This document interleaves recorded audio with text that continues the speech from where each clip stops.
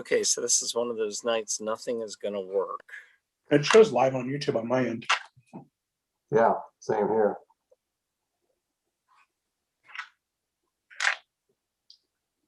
Okay, we're almost there.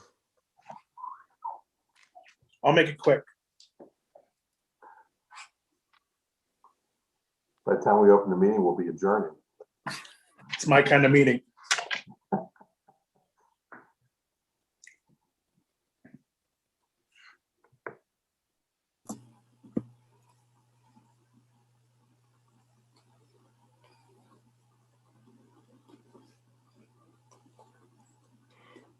This makes me wonder if the whole world is using Zoom at the moment.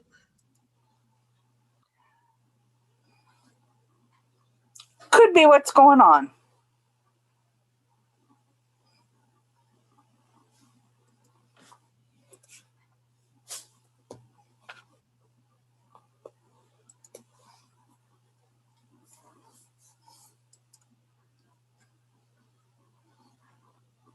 And Mr. Betcher, we are live. Lovely. All right. I will call the Special Finance Audit Committee for Monday, March 22nd to order. Mr. Lanzer, may I have a roll call of committee members, please? Mr. Betcher, Here. Mr. Dolan, Here, Miss Gideon, Here. Mr. Hirth, Here. and I am present. So all members are present. Great. We need to set the agenda and adopt. Do I have any changes to the agenda or updates? You do not. Perfect. Do I have a motion to set the agenda then? so moved. In a second? Second. All right. All those in favor? Aye. Aye. All right. Nobody registered to address the committee. We have minutes from February 24th, 2020. Is that correct? Yes. All right. Hope everybody has a great memory of last year. Do I have? We're trying to forget last year. Yeah. That was before everything went to pot. So do I have a motion to approve the minutes from February 24th, 2020? I move. And I'll second. All those in favor? Aye. All right. Financial audit operations, Mr. Lanzer, Mr. Hirth, if you'd like to state your report, please. Sure, I can go ahead. We have received notice from our friends at Perry and Associates to begin preparing work on our 2019-2020 audit. They provided us with a series of questionnaires as well as a document production list. I've been working on that document and I shared it with Ms. Gideon to help out on that. We are working through that document. Once that document's finished, we will begin working on the document request list. My goal was to have this the question portion finished by the end of the month. That still remains my goal. Once we get it done, then I'll reach out to Perry, let them know that our end is finished and to move forward with scheduling the actual audit. It's our preference to do an on-site audit, hard audit, but it's ultimately up to Perry and what the COVID restrictions are, whether or not that's going to be possible or not. As for the RFP, the banking RFP, we issued the RFP. I've been contacted by PNC Bank. Myself and Ms. Gideon spoke to them for a little while last week, just answering some questions about what that RFP, what kind of tools are available to us and what we might be interested in. But outside of that, I haven't had any direct contact with either Fifth Third or US Bank. So hopefully we receive proposals from each of those banks. We pick the best option available to us. What's the deadline for that? I don't have the RFP directly in front of me. Ron, are you aware of what it is? You're on mute, Mr. Hurd. Okay, sorry. That might be better. The RFPs are due back to us by 10 a.m. on the 24th. Interesting to note this afternoon, I was headed up Langdon Farm Road and there's a new Bank of America being constructed on Langdon Farm in front of the City Gear place next to the Fifth Third Bank. So we may want to reach out to them tomorrow and see if they have an interest. But we reached out, I personally reached out to US Bank, Fifth Third. I did get a response from US Bank that they were interested in responding. I did not get anything back from Fifth Third, and I did not get anything back from Huntington. Okay.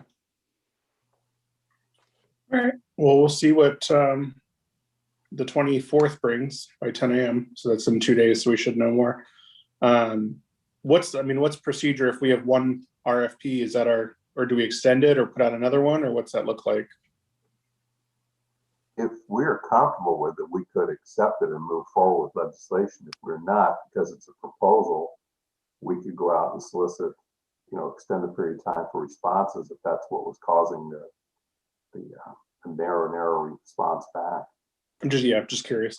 So I know a lot of business banking groups are very slammed with PPP stuff right now, and could be affecting response rate or ability to respond. So just curious. Hopefully we get some more. So cool.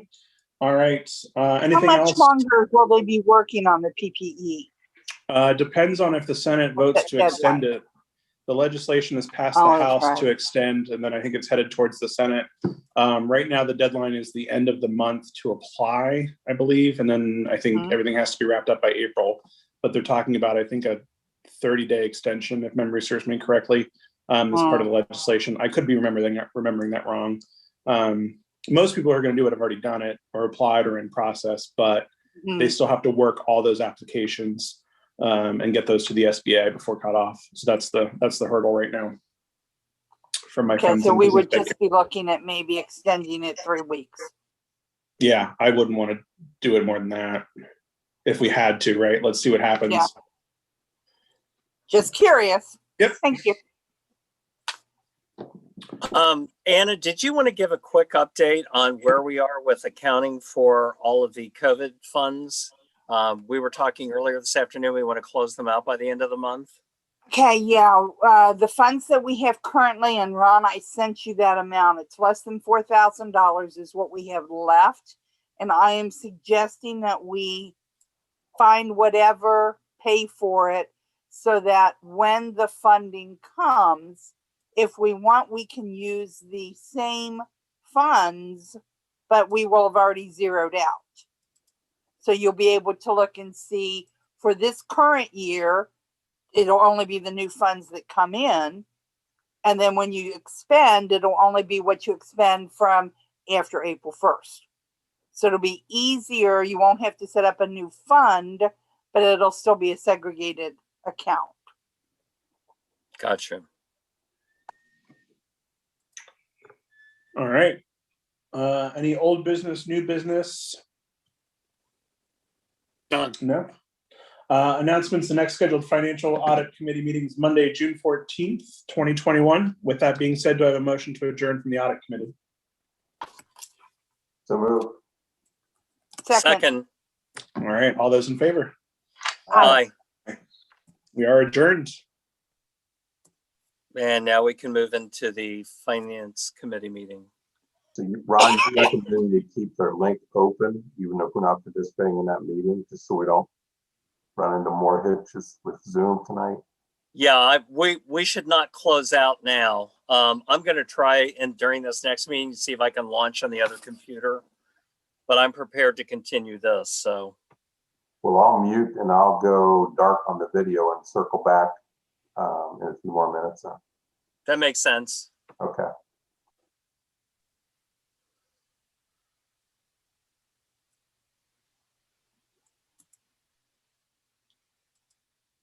So, Mr. Betcher, we're ready to go when you are.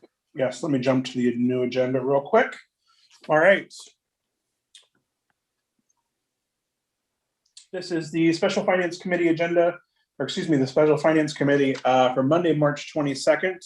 If we may start with a roll call from Mr. Lanzer. Mr. Betcher, Here. Ms. Cheney, Here. Mr. Pridnoff.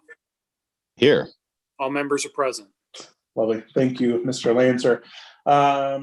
We need to set and adopt the agenda. Do I have a motion to approve the agenda? So moved. Second. All those in favor? Aye.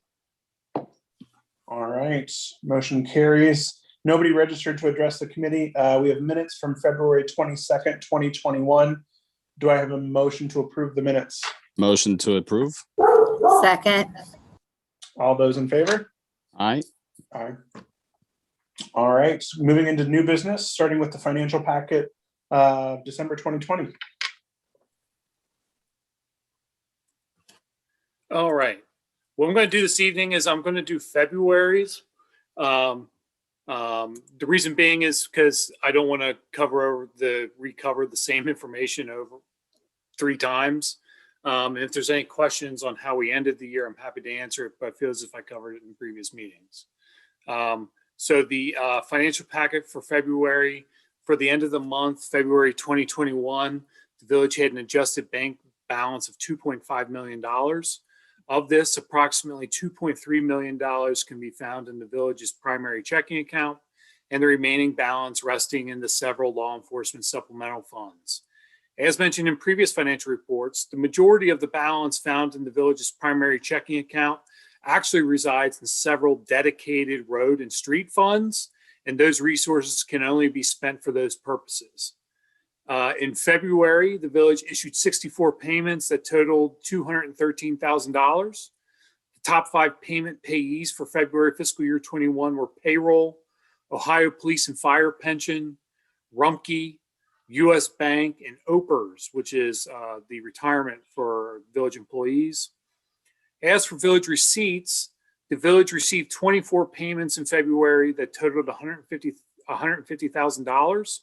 And the largest sources of revenue over this period were RETA, which is the Regional Income Tax Agency, Greater Cincinnati Waterworks, State of Ohio, the DEA, and the Bureau of Workers' Compensation, BWC. Total general fund revenue for the month was $116,000.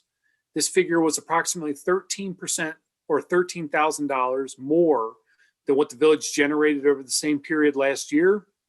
For the year, total village general fund revenue is $233,000, 9% more than what the village generated over the same period last year.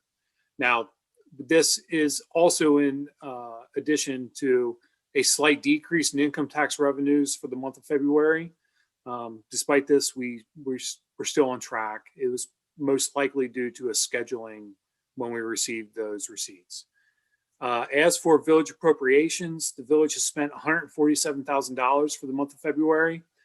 This figure is a slight increase in appropriation spend when compared to that from February of last year in the amount of approximately $11,000. I think the biggest cause for this is an increase in spending for the month of February due to responding to the winter storms that we saw over a few consecutive weeks. We just logged a bunch of overtime in response to that. And then we had to get creative in how we purchased salt and materials to clear the roads. So for the year, the village has spent $276,000 through February fiscal year 21. Again, this is a slight increase when you compare that to fiscal year 20 for the reasons I just laid out, I believe.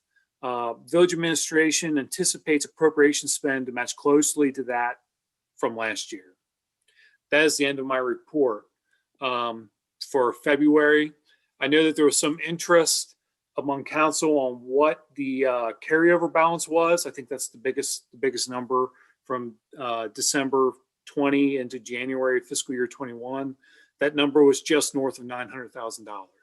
So in a period of a few years, we were able to grow the reserve quite substantially. And the reasons for that are numerous. We restructured staff. We instituted spending controls, tight spending controls, a multi-step process to approve spending, regular budget meetings where budgets and appropriations were discussed. And then partnering with RETA has just done wonders for the village in terms of income tax collection. So That's the end of my report. In regards to the financial packets, I'm happy to answer any questions anyone has. Has Rita issued any guidance as far as what income tax receipts might look like? I know this time last year, they were saying it was going to be off. We really didn't see that throughout the year. They just, No. okay. No, Fair enough. we have not received any guidance from Rita.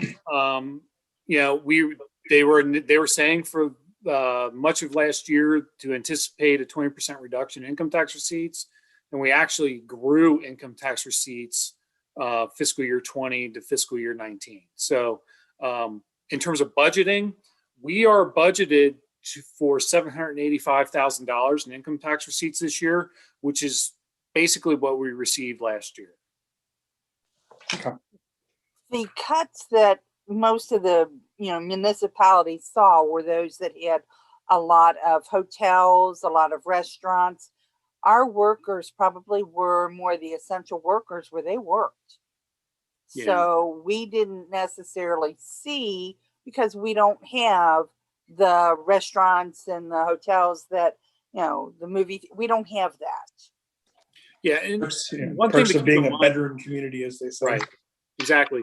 And one thing to keep in mind too is Mr. Donlan has stated that there's legislation working its way, or a question of clarity that needs to be addressed by the State House on where income tax receipts should be collected at the municipality of where the employee actually works or where their employer is based. And if that's resolved to where income taxes should be collected by the municipality of where the employee works, the Village of Gulf Manor stands to gain substantially in income tax receipts for as long as our workforce is remote working. What that number is, I can't say. It's hard to make that determination at this point. And also, that issue has not been clarified at the state level yet. And that's It's because just the something large to keep in cities, mind. Cincinnati, Cleveland, and Columbus are really fighting that, because I'm they sure would they are. lose, a lot of funding. So they are really going and saying that it would be just entirely too difficult for all of the employers to handle that. That's the spin they're putting. Yeah.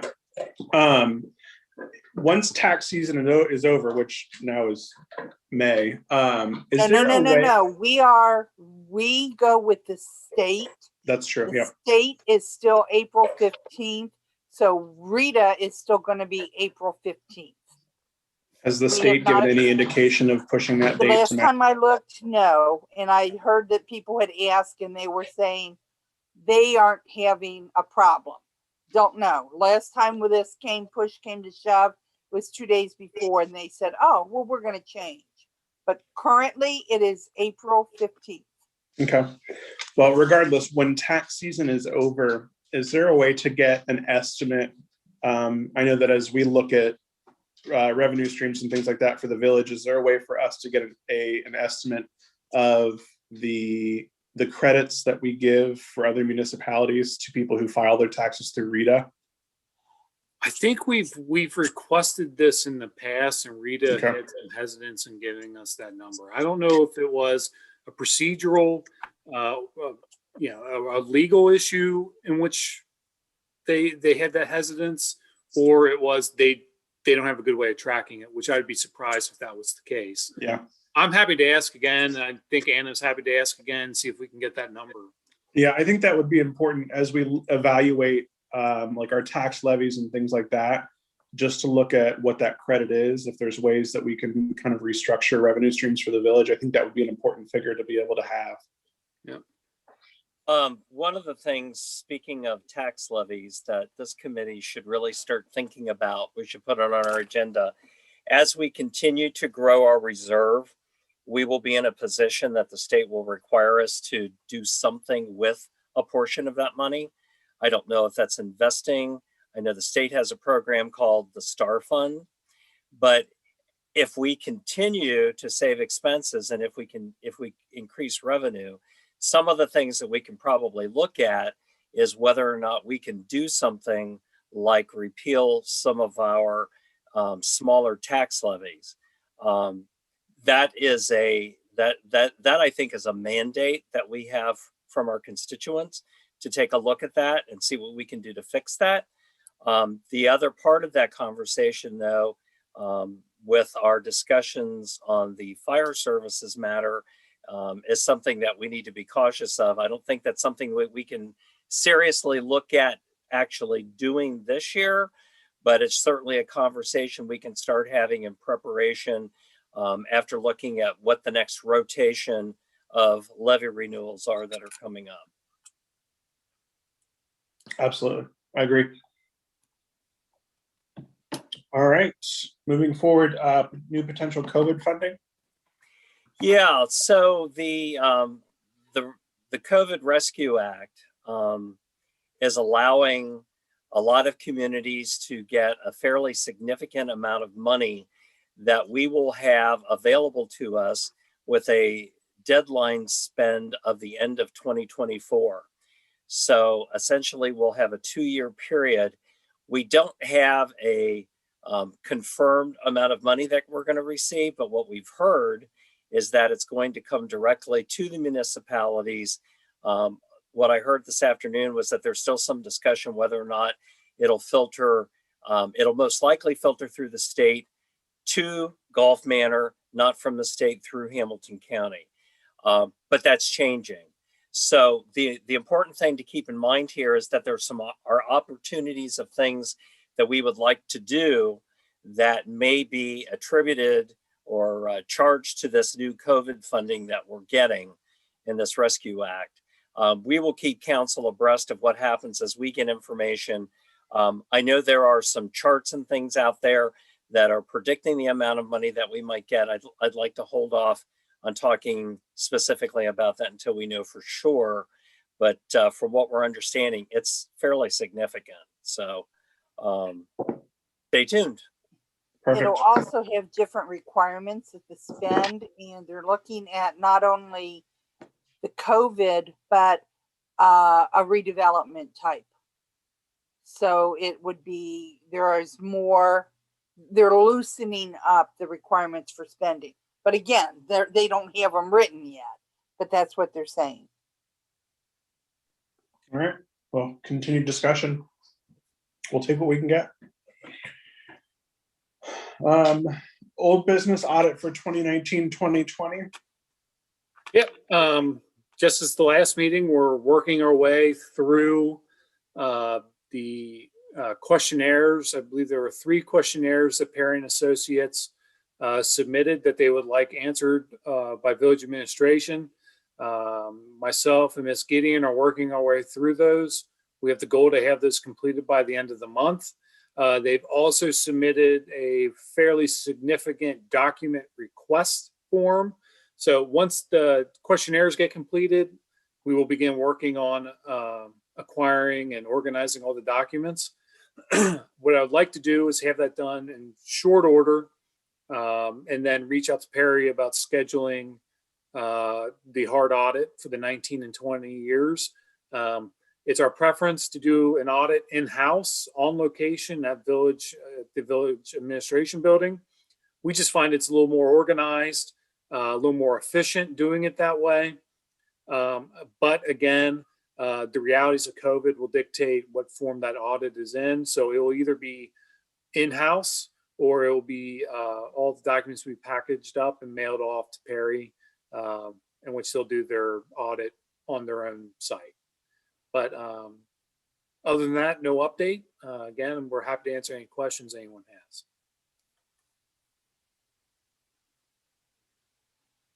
All right. Thank you for the update. Moving on to announcements, if there's not any other old business or new business. Actually, there is. Okay. And since we have some extra time here, I'd like to talk about this. So I sent an email out to the council members last week. We had a car accident with cruiser number 116 on last Friday. Fortunately, our officer was not hurt. The other person in the other vehicle was not hurt. However, our vehicle was totaled and we are receiving approximately $14,800 back in proceeds to reimburse us for that vehicle. And I'm Chief Campbell, are you there? Yes, I'm here. Okay, so what I'd like to, what Anna and Andy and the chief and I had this discussion, I think it was on Thursday or Friday of last week, when those funds come back to us, because those vehicles were paid out of other dedicated funds, those proceeds will have to go back in the pots that they came from. Chris, would you like to talk a little bit about to that for us? Yeah, I don't have as much detail on the payback. I know that there's been discussion on paying back for the removal and replacement of equipment on that vehicle as well. So there'll likely be another dollar amount that'll come our way, which hasn't been determined yet. But 116 and 216, Sharon, you might remember, we purchased those kind of last minute using funds from the local drug fund. We made the first of 3 annual payments. So we would be required by law to whatever funds come back from the sale or in this case, reimbursement of replacement. 1/3 of that would have to go back into the local drug fund. My thought is once that's settled and we have an amount, we can use that to finish a loan on another vehicle because we will need to replace that vehicle as soon as possible. Typically, right now we're back down to 4 cruisers. On day shift, we have ideally 2 officers on, plus an officer working the school detail. So that occupies 3 cruisers at the same time. God forbid we have an issue where a vehicle is down for any amount of time for repair or damage, then the 3 remaining cruisers will be used around the clock. So there's a lot of benefit to us having that 5th car. We'll look at the numbers and see how we can figure that out.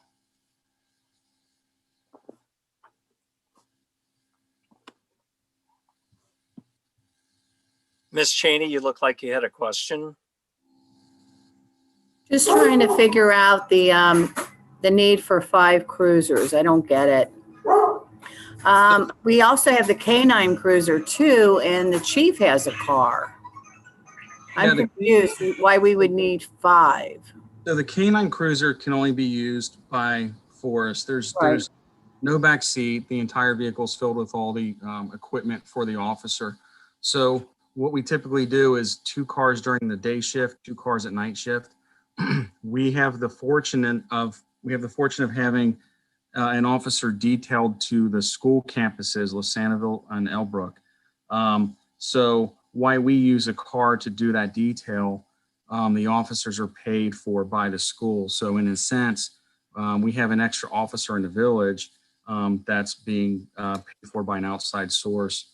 If there's an emergency, if something really big happens, we have that officer available to assist. They would be able to step away from the school. So like I said, today during the day shift, we had 2 cruisers being used during the day shift, plus a vehicle being used by the duty officer at the detail.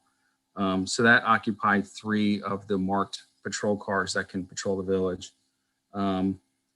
We've had it to where, and we're in a good position because the 2 Durangos are still under warranty. So any damage or any, repairs that have to be made are made under warranty through the dealership. What we've seen in the past is the dealership tends to be slower in repairing and returning the vehicles. So anytime one of those vehicles is out for service, the 3 remaining cars are going to run pretty much 24 hours a day. At the very least, 12 hours a day. We'd have to figure out a way to rotate them. But you would have 2 cars that would run 24 hours at a time without being in a cool down period. They'd be on duty. Does that include the new truck, the pickup truck that was purchased for the 2021 allocation? It does. Okay. Yes. So we're doing detail over on Elbrook at that school, the old Lasannaville school, and not Amberley? Yeah, we have an agreement with the Cincinnati Hebrew Day School because they're based here in Gulf Manor. we patrol both campuses for the detail. Now, Amberley will also do these details as well. We share that responsibility with them. But it's what we've seen is the majority of the details have been filled by Gulf Manor officers. We're in the school the most right now. How long do the details last? The entire school day. Every day they're in session. So we have a cruiser up there all day? Every day they're open, yes. We have, if we have a Gulf Manor officer doing the detail, they use a cruiser for visibility and deterrent, and also to get from campus to campus. So is the Jewish community paying us to do all that? Yes, yeah, they're paying us. So in a sense, we have an extra officer in the village that's not being billed to the village. Okay. So one of the concerns I have is that we currently have 4 vehicles that we're paying for, that we have loans for. It would be both the 2 Durangos, the chief's vehicle, and the new truck that we just purchased. In addition to that, we're looking at the need to take on an expenditure of close to $100,000 to replace the roof on the firehouse recreation building next door. We'll be in a position that we'll probably be talking with this committee about that next month. But the thing that I would caution on is that we want to keep our debt ratio low. That's one of the things that is healthy about the way we are structured. I would not advocate purchasing a new police vehicle unless we find a way to retire one of those other loans. I believe loans on, we have too many loans at this point. We need to fix that. Yeah, and that's what I'm speaking to as far as when we see what funds come back to the drug fund, we can look at retiring one or more of those loans. Any other questions on that issue? Okay, Mr. Betcher, I think that concludes it. All right, so a motion to adjourn. Okay, so I'm going to ask everybody to please stay in this call. We had a terrible time getting this started. We'll just move into the public hearing once everybody is collected. Perfect. I need a motion to adjourn still. So motion. Second. All right, all those in favor? Aye. Aye. We'll see you guys back in 5 minutes or so. You're on mute, Mr. Hirth. Yeah, if everybody would please mute and turn your video off. This is being live streamed on YouTube.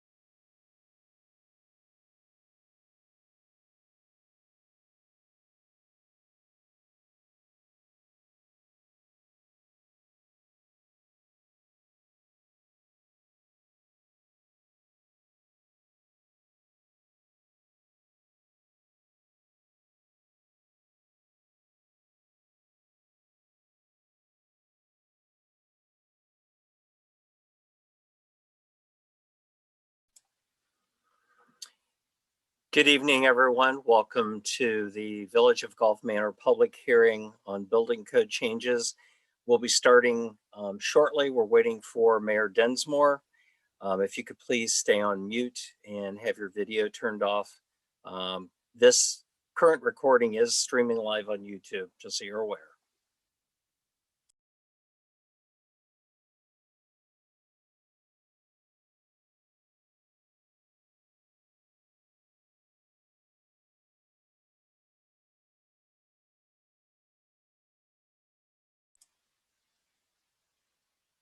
Good evening, Mayor Densmore. We do have a quorum at this time, and we are currently live on YouTube.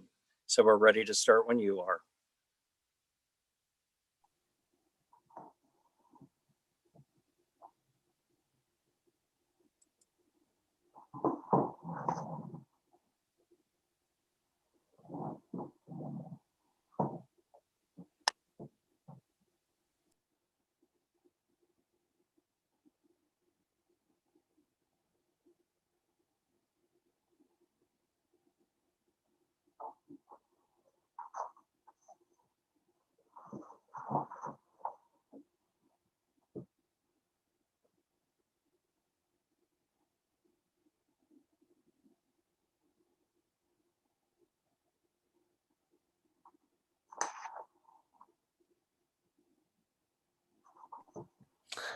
Hello, everybody. Thank you for your patience.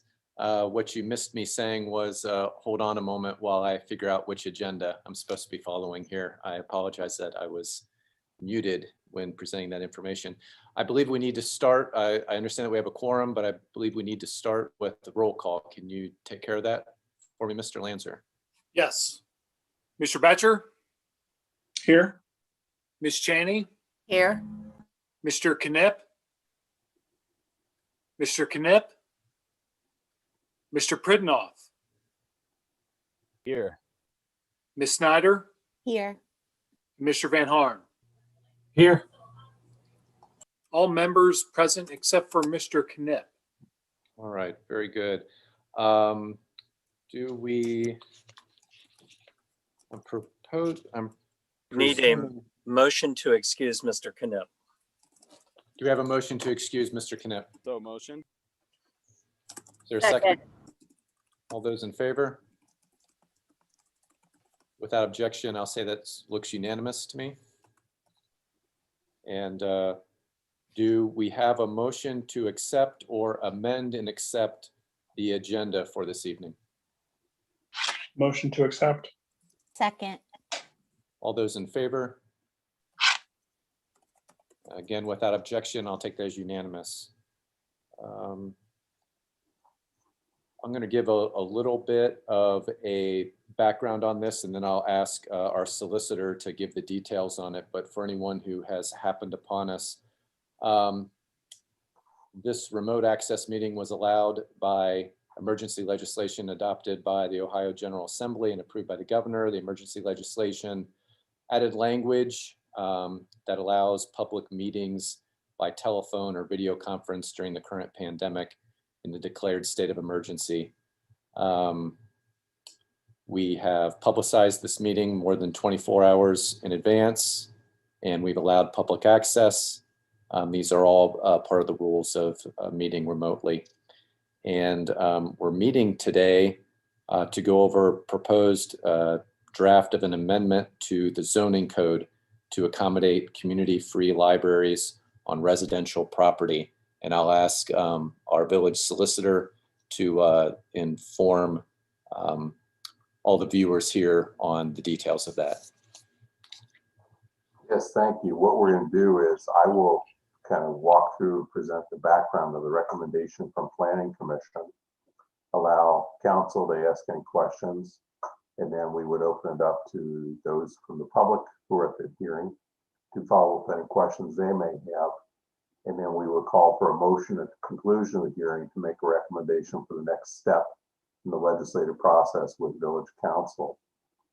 So background, last year as we started this wonderful pandemic, requests have been made, some interest has been shown in allowing the construction and installation of little free libraries around the community. We looked at the zoning code and determined that the zoning code classified these as accessory structures, and to go forward with them, we need to make an amendment to the zoning code or allow a variance.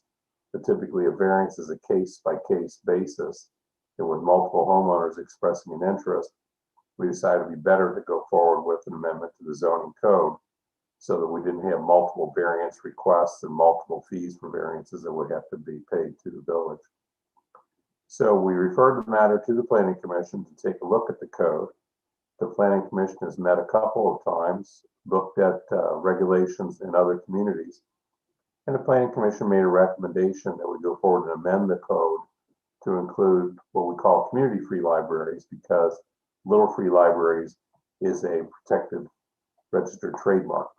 So generically, we would call them community free libraries, but modeling them after the Little Free Libraries that you're familiar with throughout the area.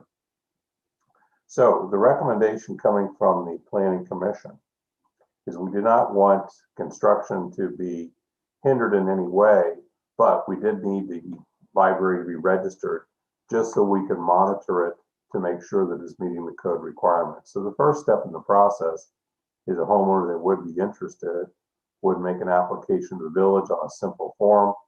We would note that they're going to build one in their home area, and then we'd follow up with the inspection to make sure it meets the code requirements.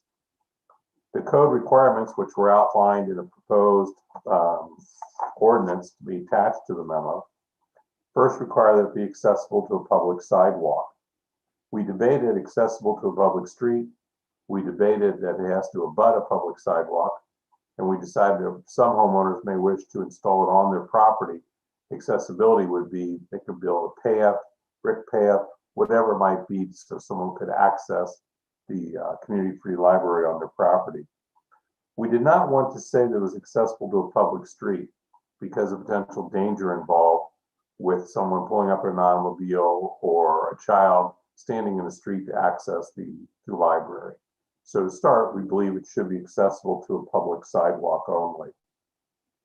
The other regulations which we proposed, first must be anchored to the ground or anchored to another structure. So if someone has a wall on the front of their property, they could attach it to the wall because the wall would be anchored to the ground and would be secured. We want them in such a place that they do not overhang the sidewalk, even when the door is open.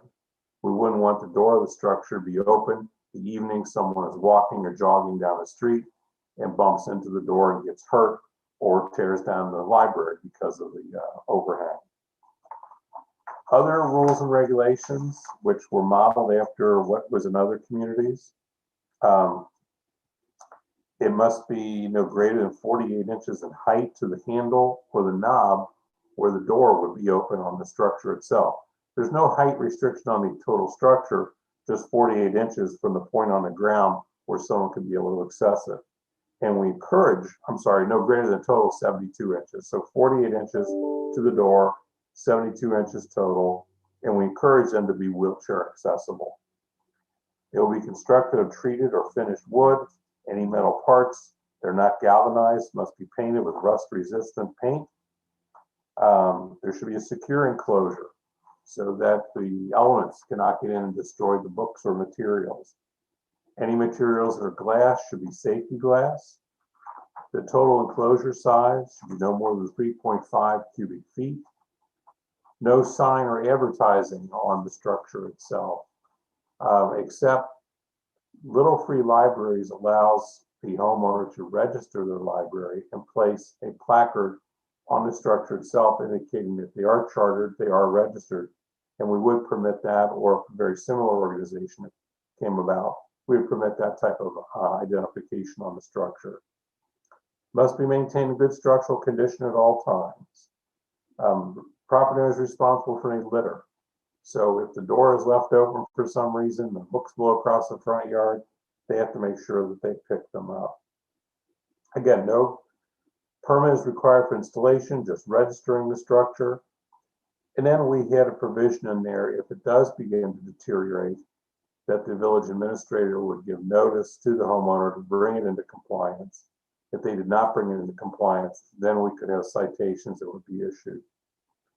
One of the things we overlooked on the recommendation from Planning Commission, and in moving this forward to Village Council, I would recommend that we do have a time frame that if the structure is abandoned for any reason, that the village administrator can order it removed.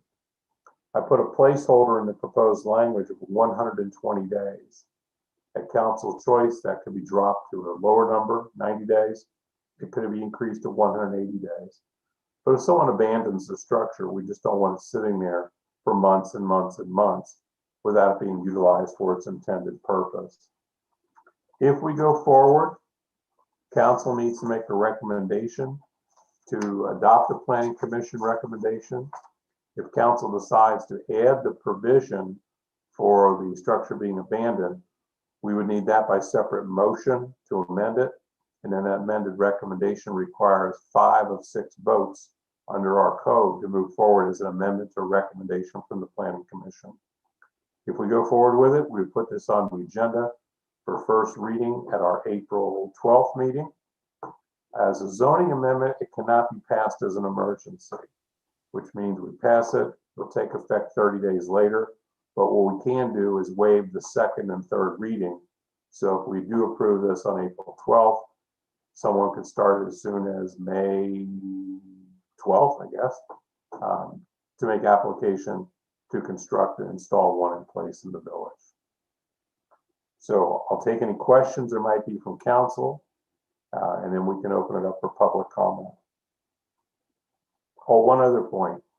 Not knowing what kind of interest there may be, not knowing, there was a lot of discussion, should they be separated by so many feet? Should it be required no more than 1 per block? Rather than restricting that, we thought, let's see what the marketplace is, and let's put a moratorium that after 12 are installed, we would then step back, evaluate, and decide how we were going to go forward with more or separation requirements or what there might be. Because I think the initial interest that was shown was about 10 folks wanted to put these in place. So we thought the 12 was a nice round number, after which we would evaluate it and make a further recommendation to council to act on it.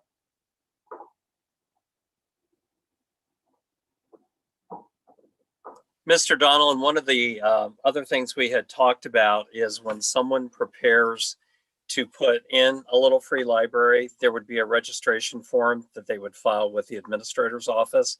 There would not be a fee for that. However, we would expect the building code official to inspect it at the completion of its installation. Then we're looking at a yearly inspection just to make sure that the structure meets what we are preparing here this evening.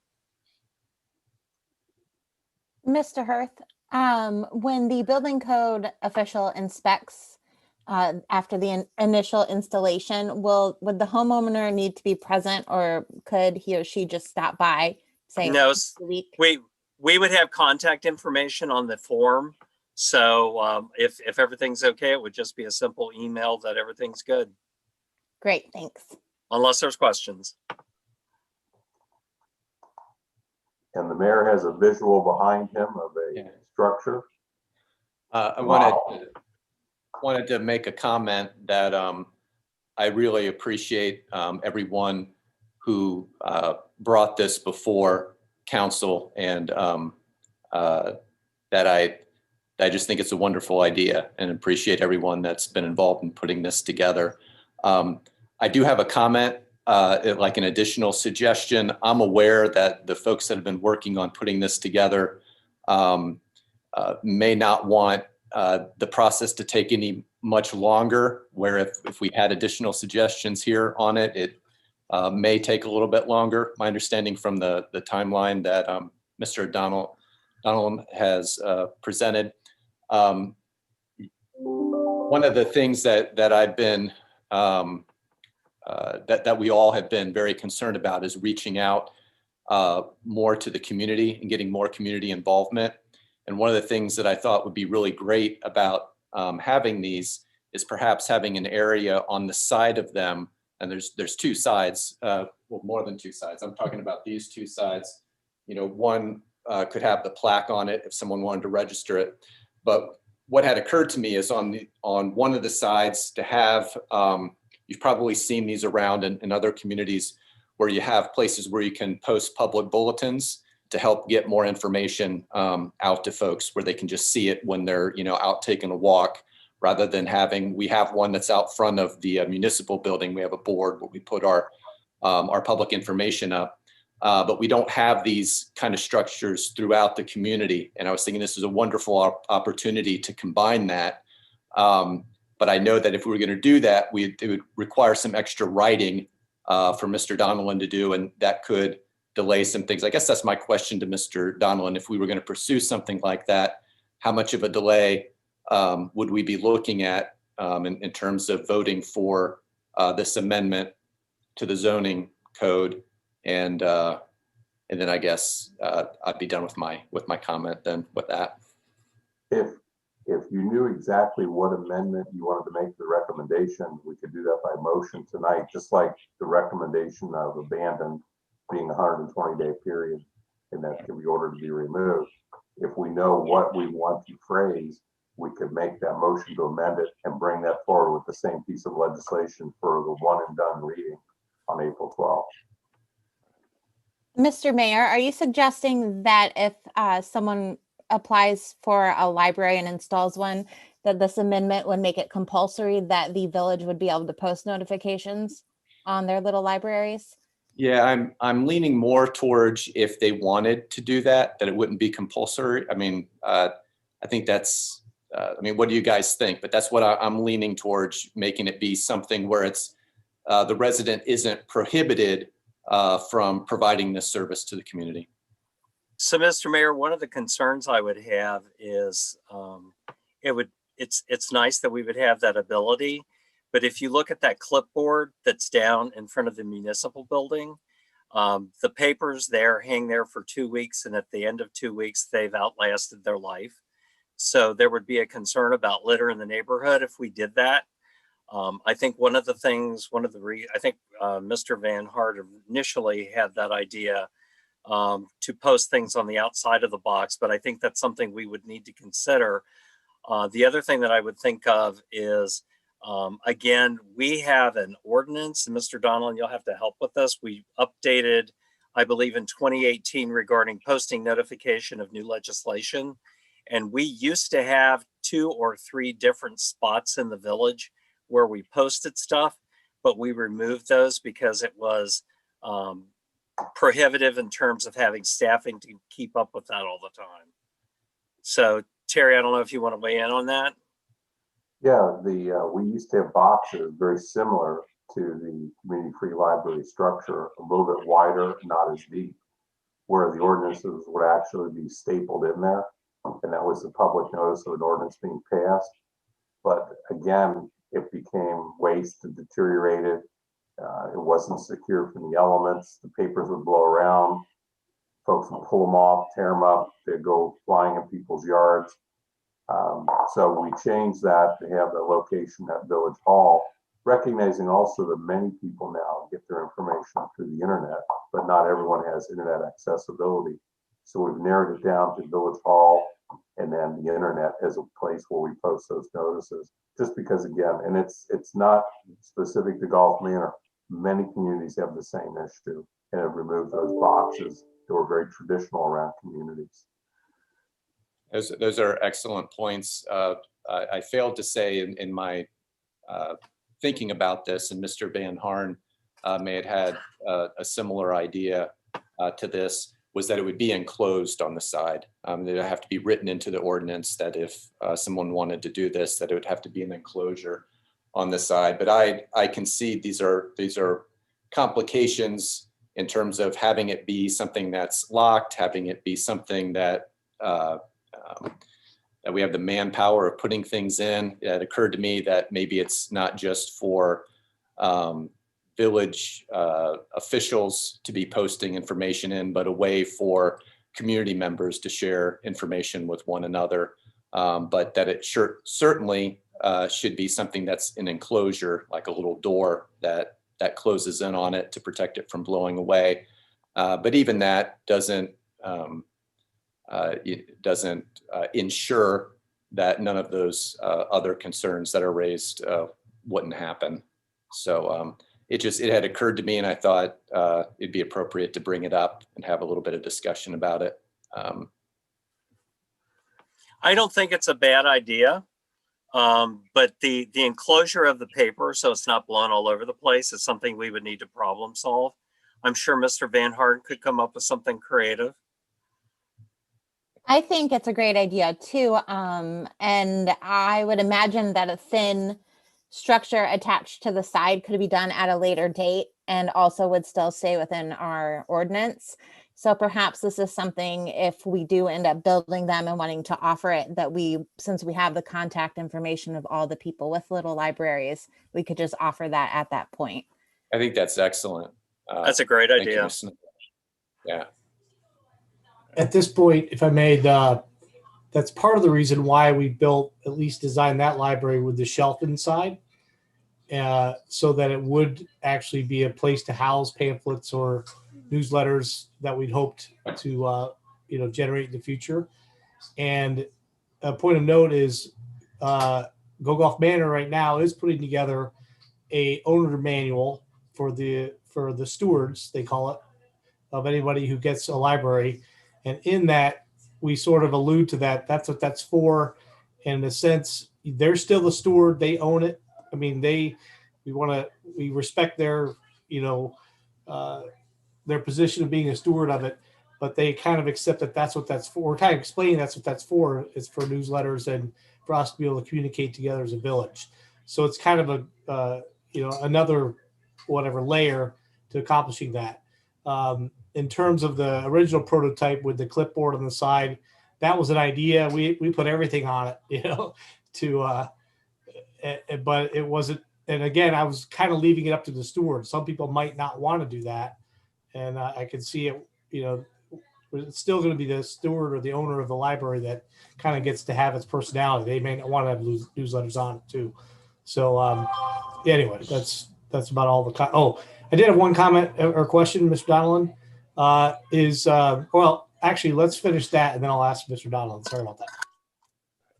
I was ready to move on if council was finished with their comments and questions. I was ready to move on to the pre-registered speakers and then see if there was anybody else that wanted to comment from the audience. So if you want to ask your question, Mr. Van Harden, or if there's any other council questions. Okay. So if I could just interrupt a minute, I did hear some concerns from Mr. Hirth about the potential of vandalism on the side of if it would be even village announcements. Is there something is that something that we're really concerned about by the little, because I would be much more concerned about the libraries themselves, than the government announcements, no, not to discount our importance here, but just thinking a little bit bigger. The vandalism issue, I believe what has been constructed, and if this is the prototype that we're following, I would hope that whoever's installing these, that these will be in good open places where there's traffic. We know that our building code enforcement person will be out and about on a regular basis. So there will be eyes on them, not necessarily to enforce anything, but just to see that they're there. Our police officers will be aware that they're out there on a regular basis in their rotation. Anything in the village is subject to vandalism, just kind of the world we live in right now. But I think a good thing about Golf Manor, and I've noticed, gosh, in the last week or so, lots of people are out walking around, and there's a lot of activity. So hopefully people get the idea and will enjoy these and will speak up and will protect them. I don't know that vandalism is with this project is something that I would want to fear at this point.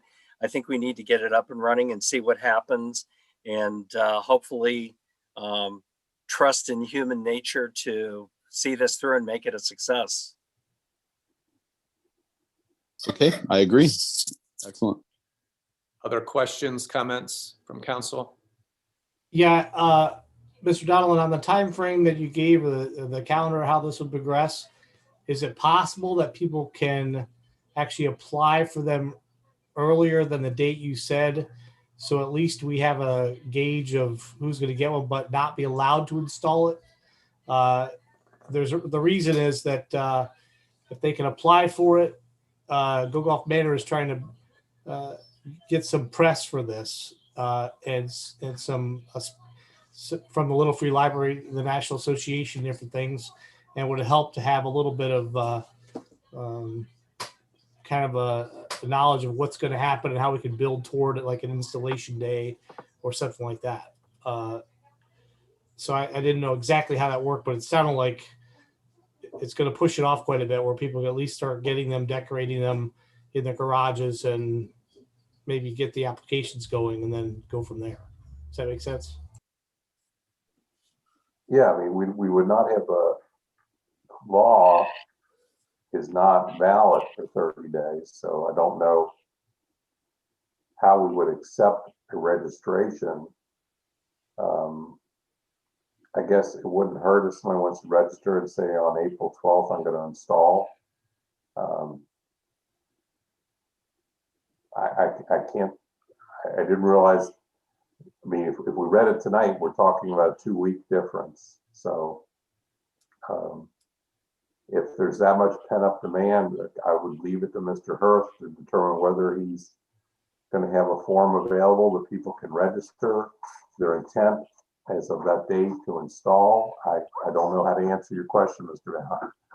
Van. I guess, and that's part of it. My understanding was it might make about a month difference or more. I didn't realize it was just 2 weeks. So that was just my misunderstanding. So thank you. We read it tonight for first and only reading. We'd be 2 weeks ahead of that curve because it's March 22. We're only talking 2 more weeks until the beginning date when the legislation would then be read and approved. Okay, thanks. I heard it differently, and thank you for clarifying that. So I would intend to have the registration form available online probably on April 5th, which is 2 weeks from tonight.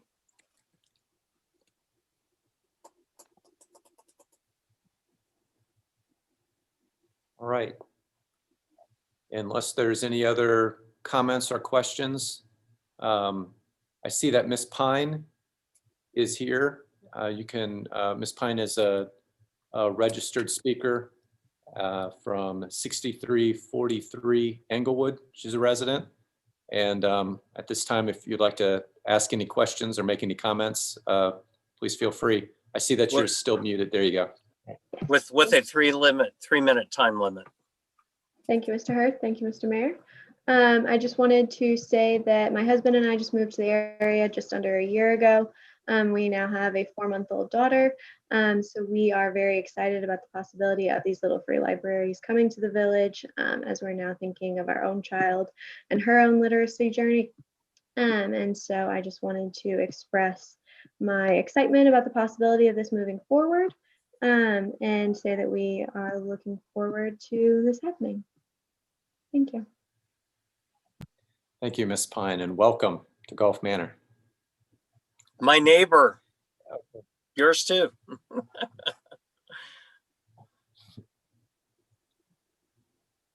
All right, I don't have any other registered speakers, but if there is anyone that would like to speak, Ms. Moskovitz, I see that you raised your hand. 3 minutes.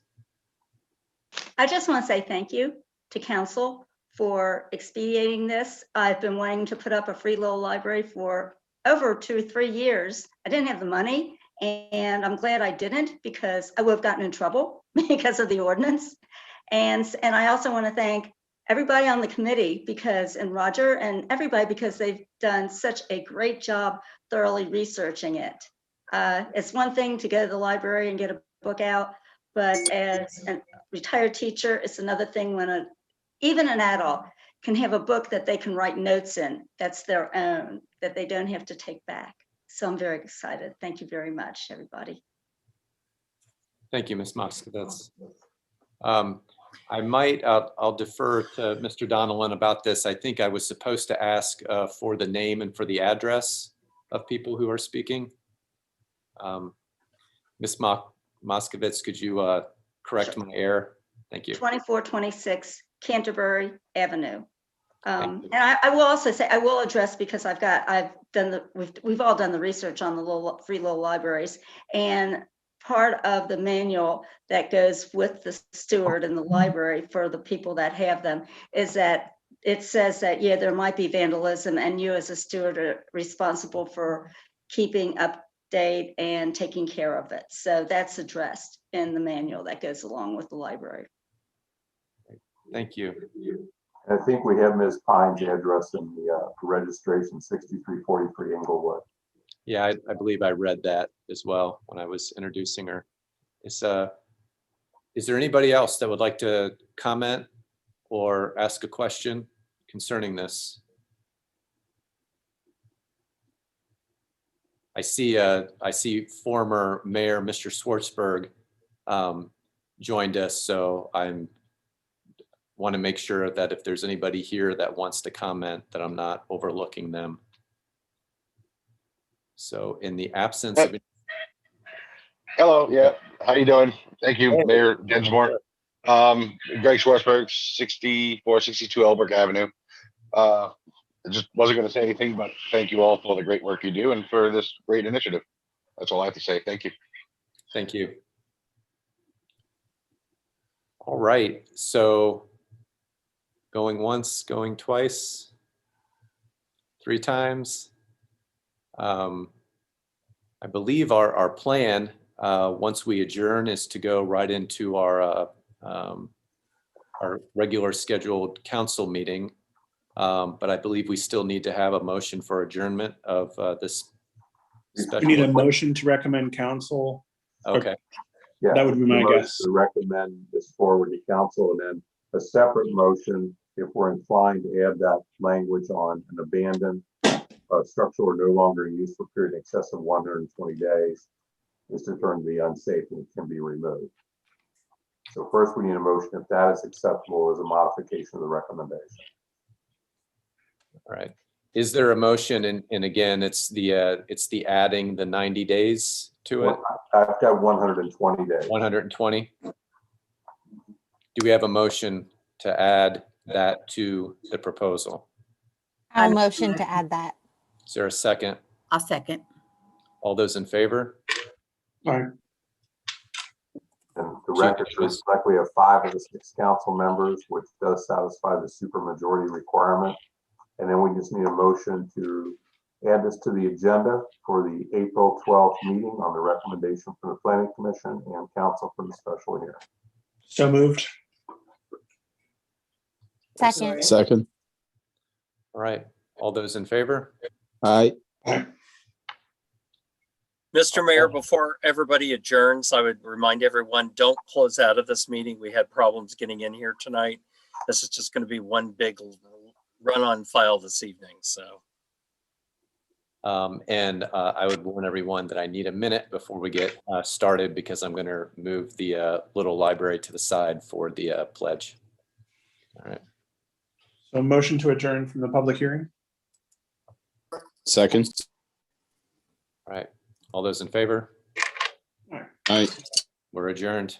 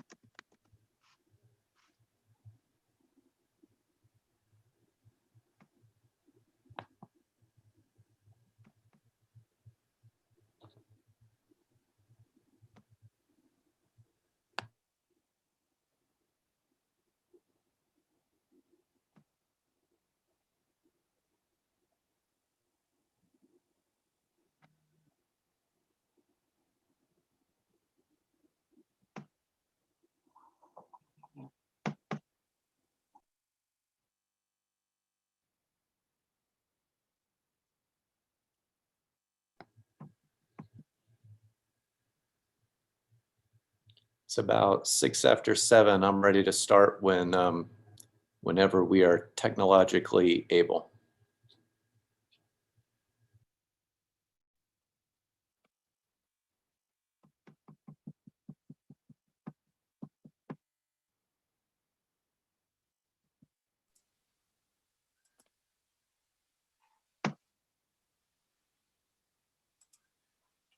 Okay, looks like Mr. Knipp is joining us.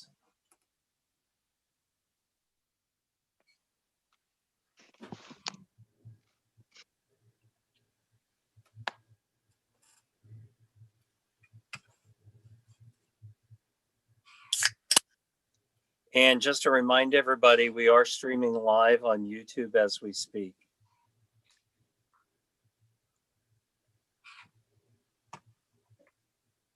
A little bit different than usual. Usually we all sign in and when we're ready, we go live. But today we had several meetings back to back. So just one big stream. And when folks are ready, what do you recommend, Mr. Hirth? We just ask them to come on video wise, and then we'll go ahead and that will be the indication that they're Maybe ready. just raise their hands. Okay. Yeah, I think looks like everybody is there. If you want to go ahead and do the pledge. Okay. I'm sorry, the screen that I have doesn't allow me to see everybody. And so I can't see people acknowledging that they're present, but okay.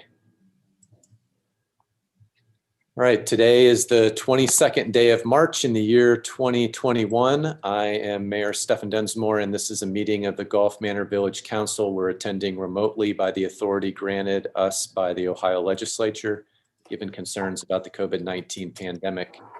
If you will stand as you are able and join me in getting our meeting started with our Pledge of Allegiance.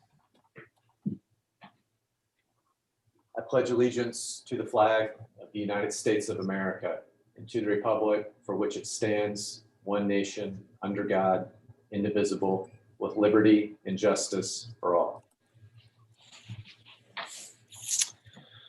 All right, let's start with a roll call to establish for the record that we have a quorum to proceed. Mr. Lanzer, would you do the honor? Mr. Betcher, Here. Ms. Cheney. Ms. Cheney. You're muted. There you go. Here. Mr. Knipp.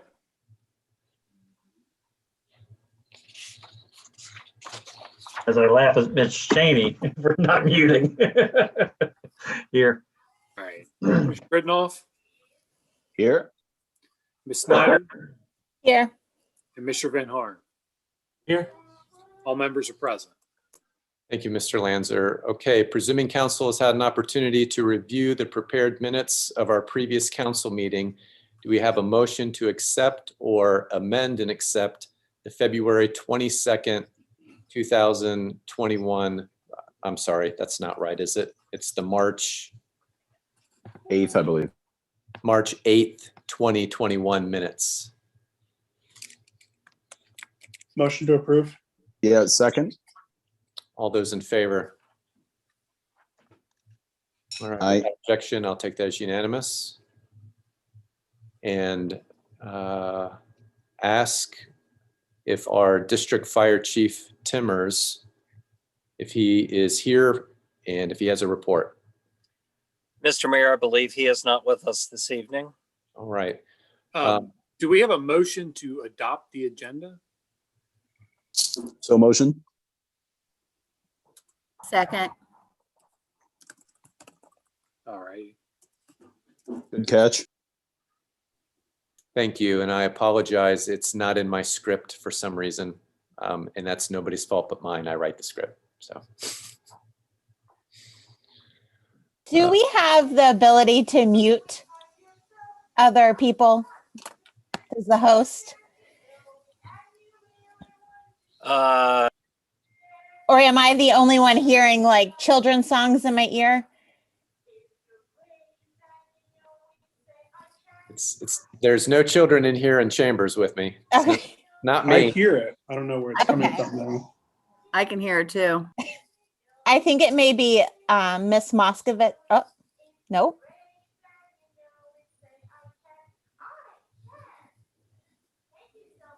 He's the only one left. Ms. Snyder, mute yourself. Oh my goodness, it was me. I'm so sorry. Unfortunately, that's the way that works a lot of times. I think it's in our ancient writings to be careful about that.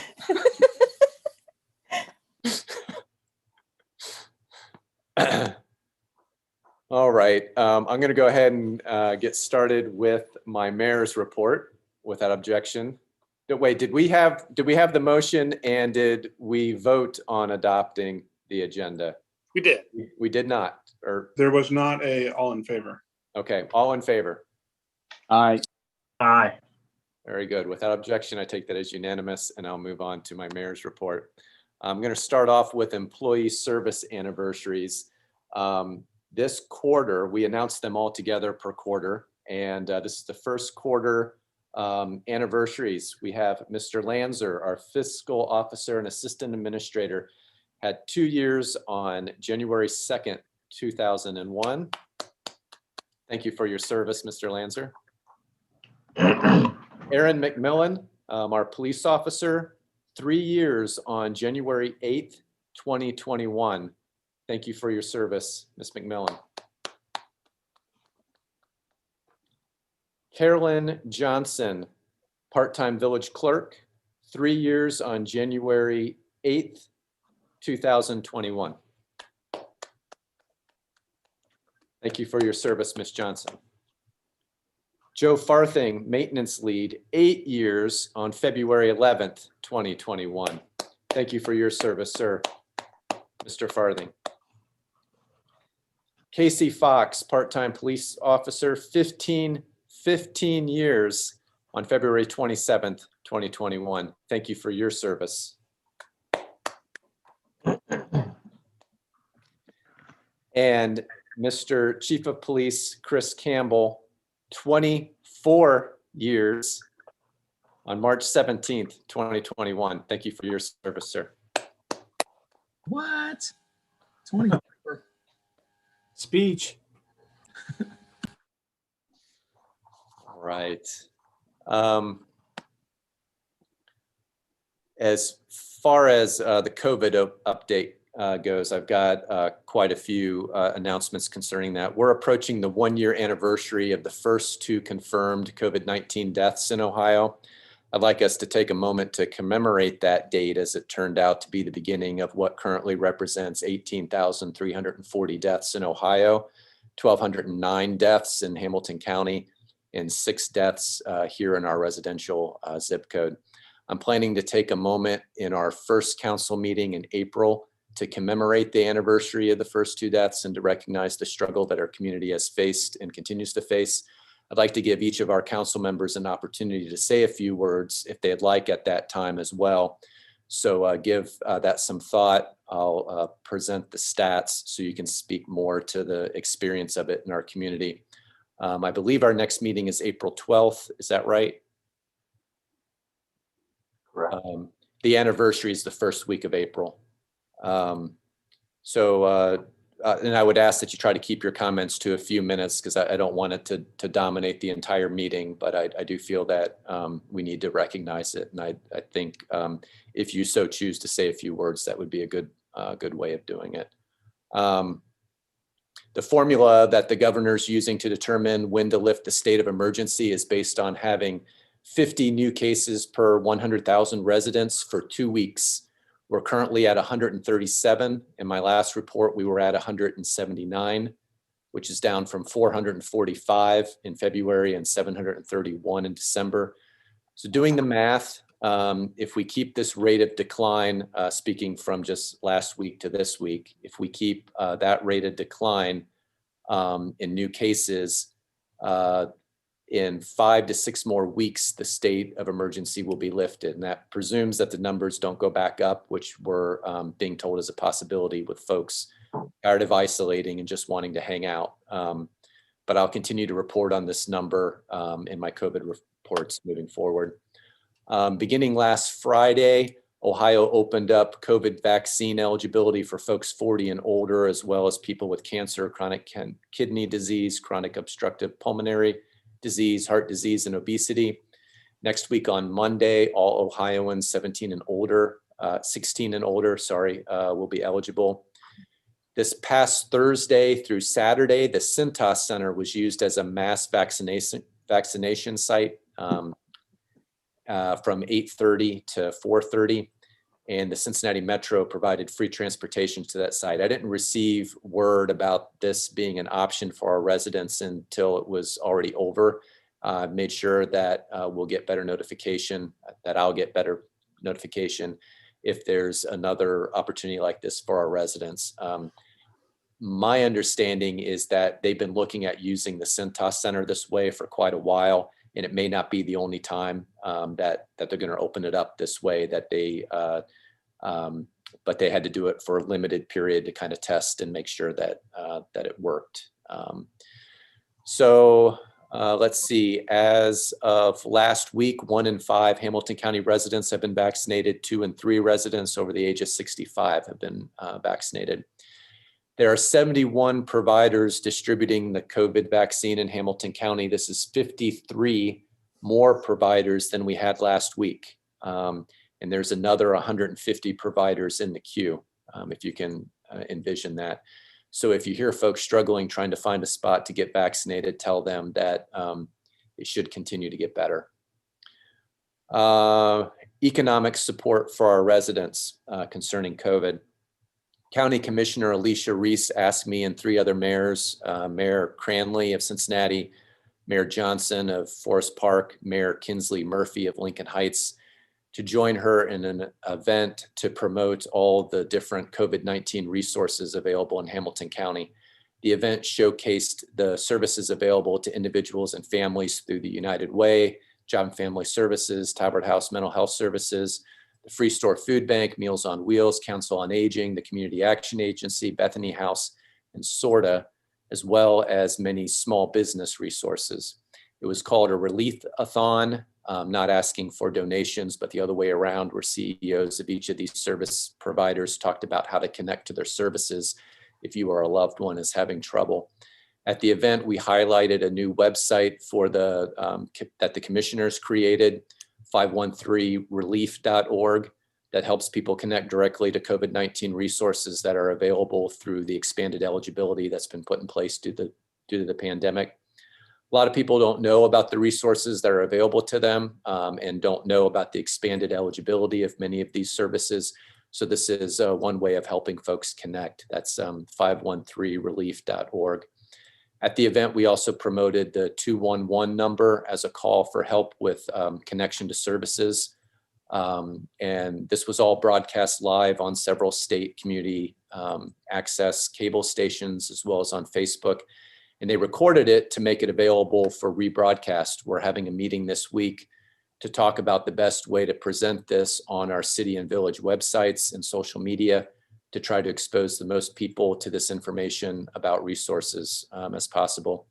There'll be a YouTube link in my report as well to this relief-a-thon. And as I said, we're hoping to get that up on the website after this meeting with the commissioners.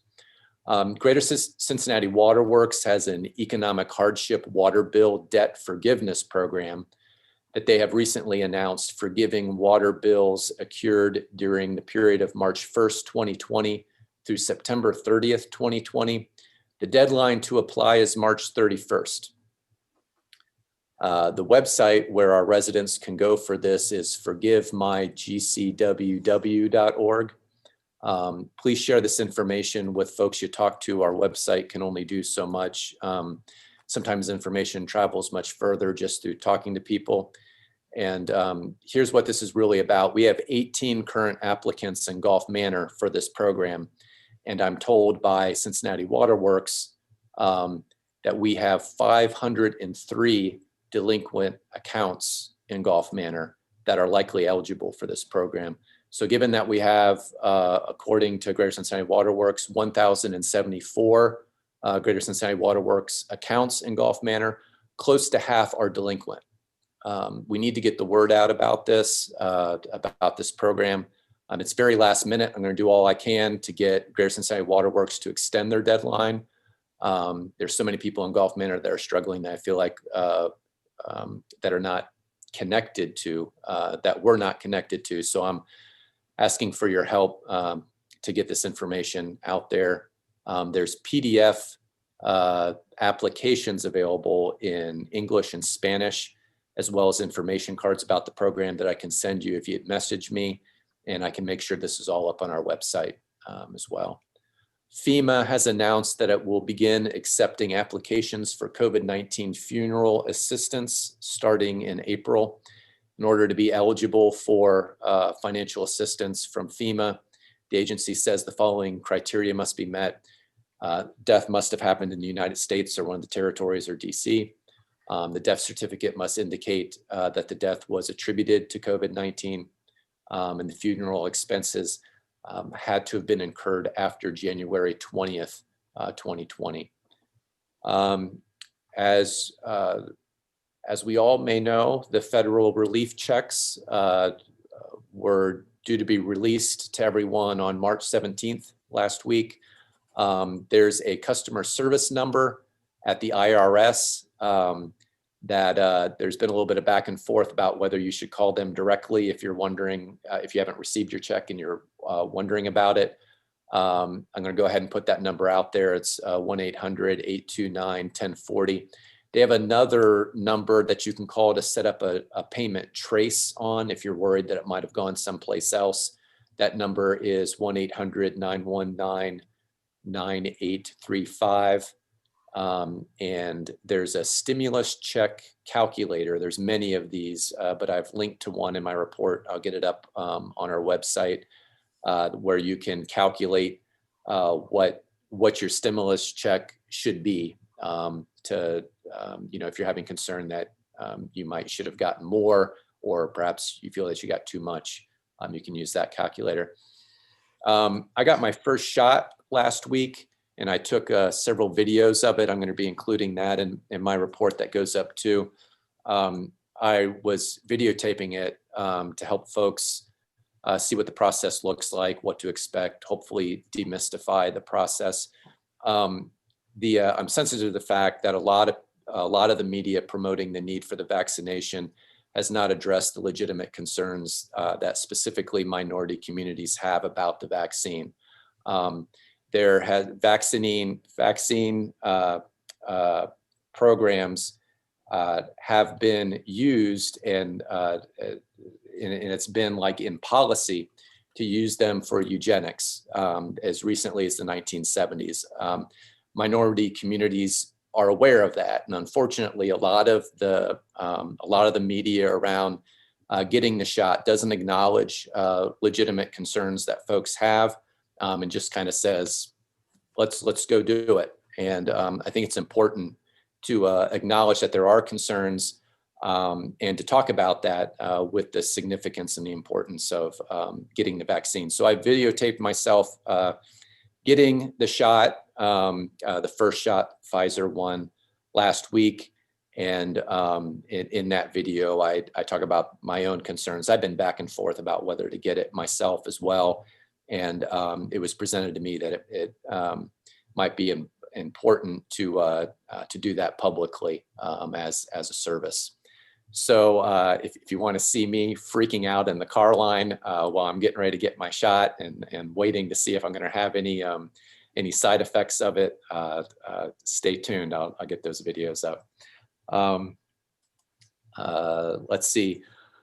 That's the end of my COVID report. Got a couple other announcements. Cincinnati Bell, you may have already heard about this. They're going to, via the FCC, they're required to, starting on October 20th, start using 10-digit numbers instead of the 7-digit numbers. Most of us are already doing this because we have cell phones, and that's just kind of the way it works a lot of times. But this year is the year where that nationally is going to be switching over. And whenever you're making a call, even if it's to someone across the street, you're going to need to use the area code.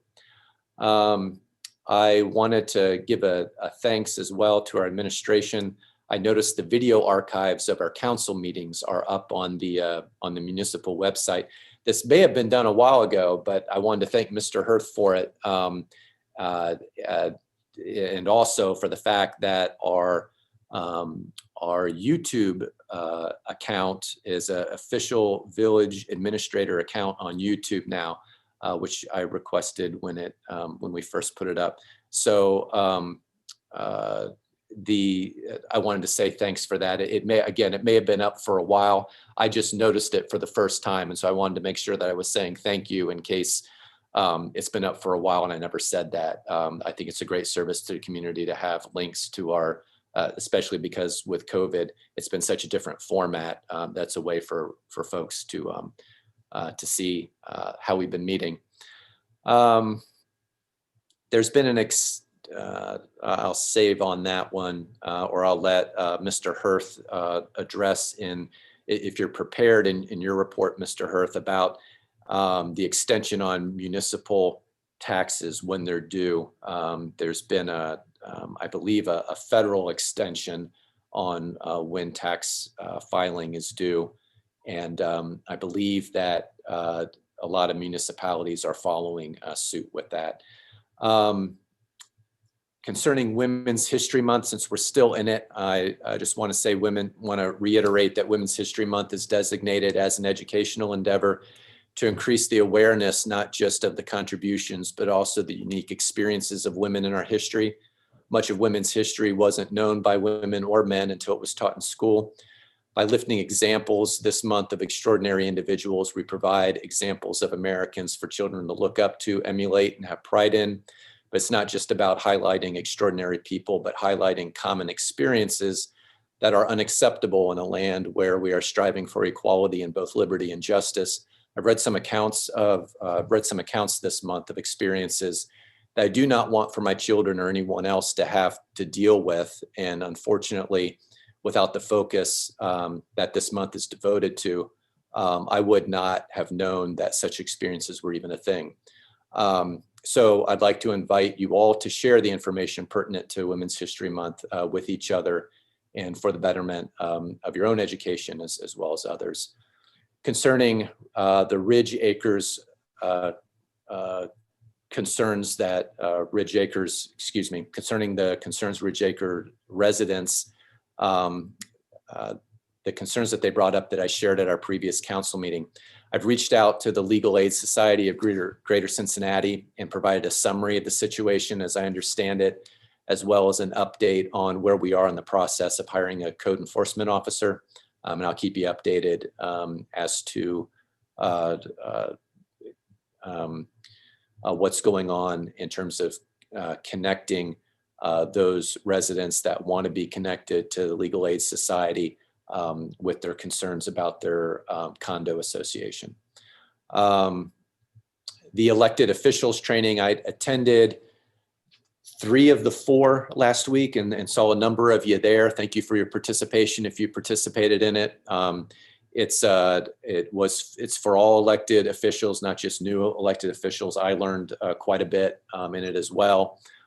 So thank you to you all that participated, and for those of you that were unable to, I just wanted to put a plug in there that when these are available, it's a great resource. And that is it, unless you want to hear from me some more. Are there any questions or any comments? Real quick comment, because we've discussed it in finance. RETA follows the state of Ohio, which has not extended the IRS tax deadline. So for Gulf Mena residents, it is still April 15th, unless the state of Ohio changes it. All right. Thank you for the clarification, Mr. Betcher. Any other questions? Could you repeat the website for the Greater Cincinnati Waterworks, please? Yes. For that forgiveness? Yes. One moment.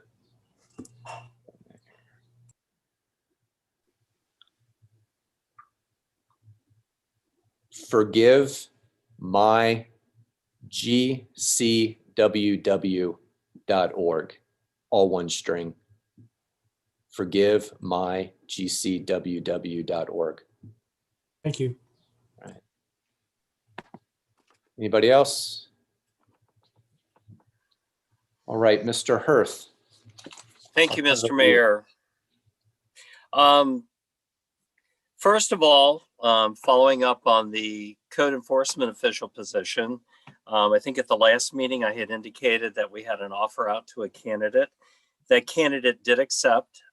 So if everyone would please join me in congratulating former retired Chief Jim Putoff is our new code enforcement official who actually started with us last Monday. Jim has embraced this new opportunity for him. There's a lot of good things that we're sitting down and planning with him on some focus areas. I have asked Mr. Putoff if he would join us at a meeting next month to be able to entertain any questions that the committee might have, so he can introduce himself and talk a bit about what our focus is going to be going forward, which would include enhancement of property code enforcement, which then will also allow us to tap into funding that's available to us from CDAP. So that this is really taking our program to the next level. With that in mind, I need for council this evening, with the direction of the mayor, for council to appoint Jim Putoff as our building code official, and also to reaffirm Mr. Lanzer and Detective Jill Matthews as our deputy officials. Mr. Mayor, would you be so kind to see if council will do that for us? And you are muted. Oops. Yeah, thank you. Do I have a motion for Mr. Putoff to be officially appointed as our, I'm sorry, what's the? Code enforcement official. Code enforcement official, as well as Mr. Lanzer and Ms. Matthews as the, is it just as deputies. Deputies. So moved. All right, is there a second? All right, all those in favor? Aye. Okay, looks like we have a majority. We do not require a supermajority. Right. All right. Congratulations. Thank you. I'm looking forward to some great things with Jim being in that position. So what that does is creates an opening on our planning commission. And if you'll bear with me for just a second, I have a slide to show you here, if I can make it work. Mr. Hirth, if you could pause for a moment. I believe I made an error. One of the things that I try to practice is to allow for a conversation to occur before a vote. And I completely just blew through that and didn't ask if there was a minority opinion. So I want to ask at this time if there is a minority opinion on that. What I mean by that is someone who would have voted in the minority as opposed to what we just voted for. Again, I apologize that I'm out of order on this, but if anyone would like to share their opinion in opposition to the vote that we just had. If not, we can move on. All right, thank you. And I apologize. I try to make that a practice whether we're voting on anything. Okay, so just wanted to review the Planning Commission with you here quickly this evening. The Planning Commission is established by our charter, which was revised in 2018 and approved by the electorate in November of 2018. Powers and duties are section 6.02 of the village charter, which states that the Planning Commission may from time to time amend or modify the general municipal plan, the zoning plan, and other plans for the development of the village, and shall be the Planning Commission and the Board of Zoning Appeals of the village. So in many communities, and Mr. Donlin, feel free to chime in here, many communities will have a Planning Commission which is separate from zoning, but because of the size and the scope of work that we are embarking on here, we use the Planning Commission for both functions. Right. The Planning Commission shall also prepare a building code regulating the construction of buildings and other structures within the village, and from time to time make amendments as required. We saw that in action this evening at the public hearing, and we'll be talking about that further in Mr. Donlin's report this evening. about how we make changes to building code.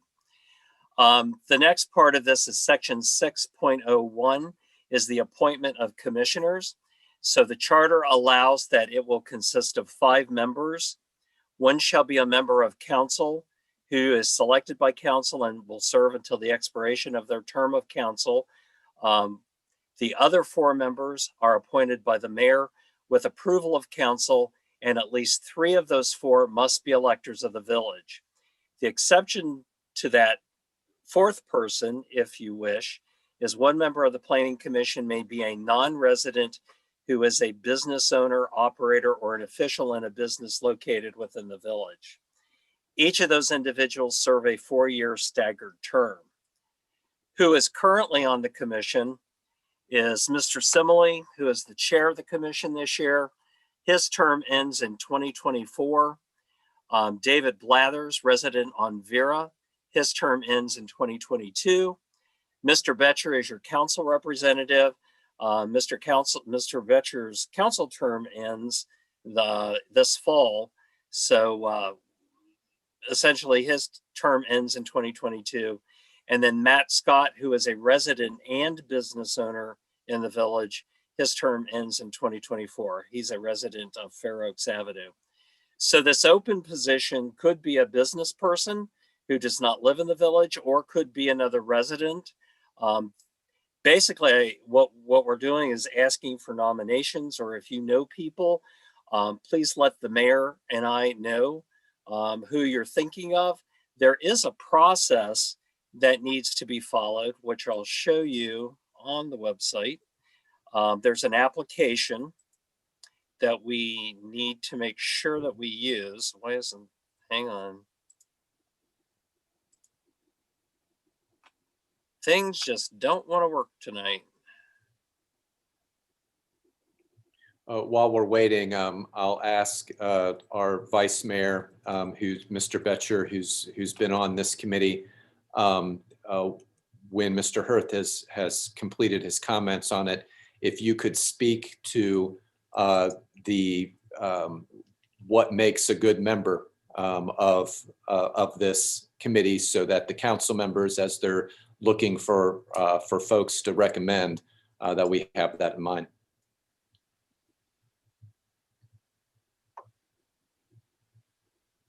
So I apologize.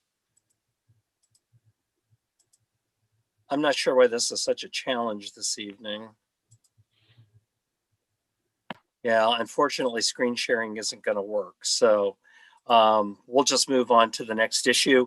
What I will do is forward out to you in an email where the link is for applications for people who are interested in serving in the village on various commissions and boards and so forth. Wanted to give you a quick update on the Vera Road project. Last month, our last council meeting, I was hopeful that we would be announcing a March 15th start date. The weather, the snow that we had, unfortunately slowed down the contractor from other projects that they were working on. So our official start date now for the Vera Road project is Monday, May 15th. That being the case, as we get closer to that date, we'll be sending out a communication by mail to all of the residents who will be affected. What I've asked the contractors to work on is trying to complete the Vera service drive first, so then residents would have the ability to park on the service drive if they normally park on Vera, and that would then clear Vera for construction of removing the curbs and replacing the curbs, which hopefully that process will help that project move along pretty quickly. Since there is no street replacement that's taking place in this project, starting in on May 15th, we should be completed by August or 1st of September. So it'll be a summer project. It will go a lot quicker than Stover did, and we're asking for residents' cooperation and following instructions and directions that they receive from the contractor as they move through this project. I want to mention that COVID-19 protocols continue to be observed in the administration building. Although I believe by time we meet next time, everybody in our building will have been vaccinated with both inoculations. And hopefully at that point in time, we'll be able to move forward with being more regular operations than we have since prior to the beginning of the pandemic. So we're looking forward to that. With stimulus funding, we're still looking for direction on how those funds will be eligible to be used. What we are hearing is that those funds will come directly to either the state or to the municipality. We don't have a confirmation on that yet, but those funds will be available to be used until the end of 2024. So the time crunch on using the funds that become available to us will be a lot quicker, or a lot easier to deal with this time. A reminder that the Duke Energy Central Corridor Pipeline Project information is now posted on the website. Mr. Lanzer will talk in his report a bit about the banking RFP, which that process will conclude next Wednesday, the 24th. I wanted council to be aware that the Cincinnati Soapbox Derby is scheduled to be here in Gulf Manor on Bremont Avenue on Sunday, May 16th, 2021. We selected a Sunday in working with the Soapbox Derby folks so the Jewish community can participate if they wish to. And we're also in discussion with whether or not concessions and those types of things wish to be offered or should be offered during that event. Mr. Simile has agreed to coordinate the mechanics of the event and get everything together to actually facilitate it on the village's part. We're actually talking about the 4th of July. Sergeant Reed is starting to reach out to contacts regarding doing a parade. The other thing that I would mention is this is the beginning of Severe Weather Awareness Week. There's a posting on our webpage that takes a link to the Hamilton County Emergency 911 notification system. Please encourage anybody that you know to go to that site and sign up. And if you haven't, you should do that also. Finally, you're probably tired of hearing me talk about this, but please make sure that you check your voicemail and your email. We did have a system outage over the weekend. There was a power failure. We've still not identified what happened, but it created havoc within the phone, the email, and the website systems. And some of you will have to go in and reset your email and then reset your password. So if you pull up your email on your phone on a regular basis, you're going to have to log in to the actual website off the employee portal on the main website and make that maintenance. If you have an iPhone, it complicates things. I believe Brett got the mayor up and running this afternoon, but please don't hesitate to email Brett at support@gulfmanoroh.gov, or if you're unable to get a hold of Brett, let me know and I can put you in contact. That's a quick blast through. There will be details to all those items in the minutes. And Mr. Mayor, that is the end of my report. Thank you, Mr. Hirth. Mr. Betcher, do you have a preference on, do you want to speak to the question about the responsibilities of the Planning Commission? What makes a good member of it now, or as a part of your report? I can just do it now since it's a recent memory. So first of all, I would encourage people to volunteer for the position. That's how I got involved with Village Business. It's a pretty low time commitment as well, which is nice at the one meeting a month. I think it's important for the person that gets, appointed to that position to have an open mind about what people can, should, or should not be doing when it comes to variances to the building and zoning code.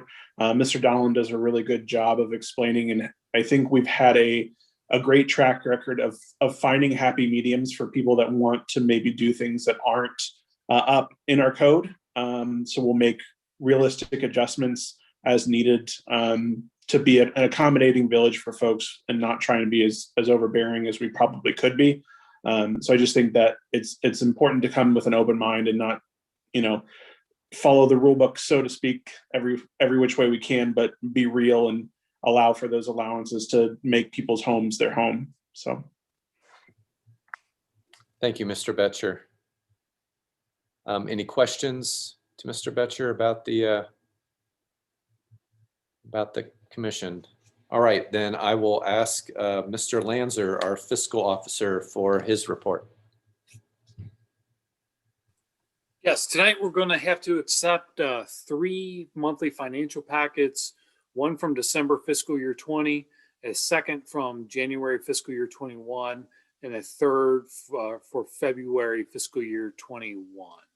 I'm going to go over the February packet just because going over all 3 would be a little bit redundant. So for the month of February fiscal year 21, the village had an adjusted bank balance of $2.5 million.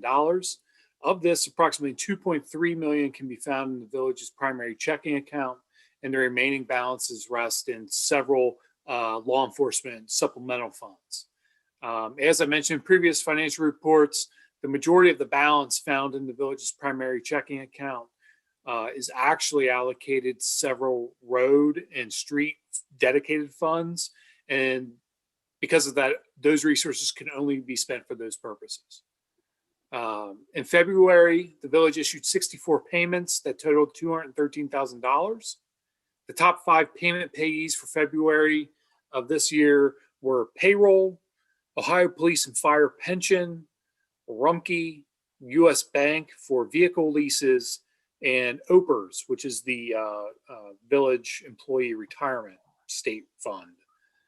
As for receipts, the village received 24 payments that totaled $150,000, and the largest sources of revenue over this period were RETA, which is the Regional Income Tax Agency, Greater Cincinnati Waterworks, the state of Ohio, the DEA, and last was the Ohio Bureau of Workers' Compensation, or BWC.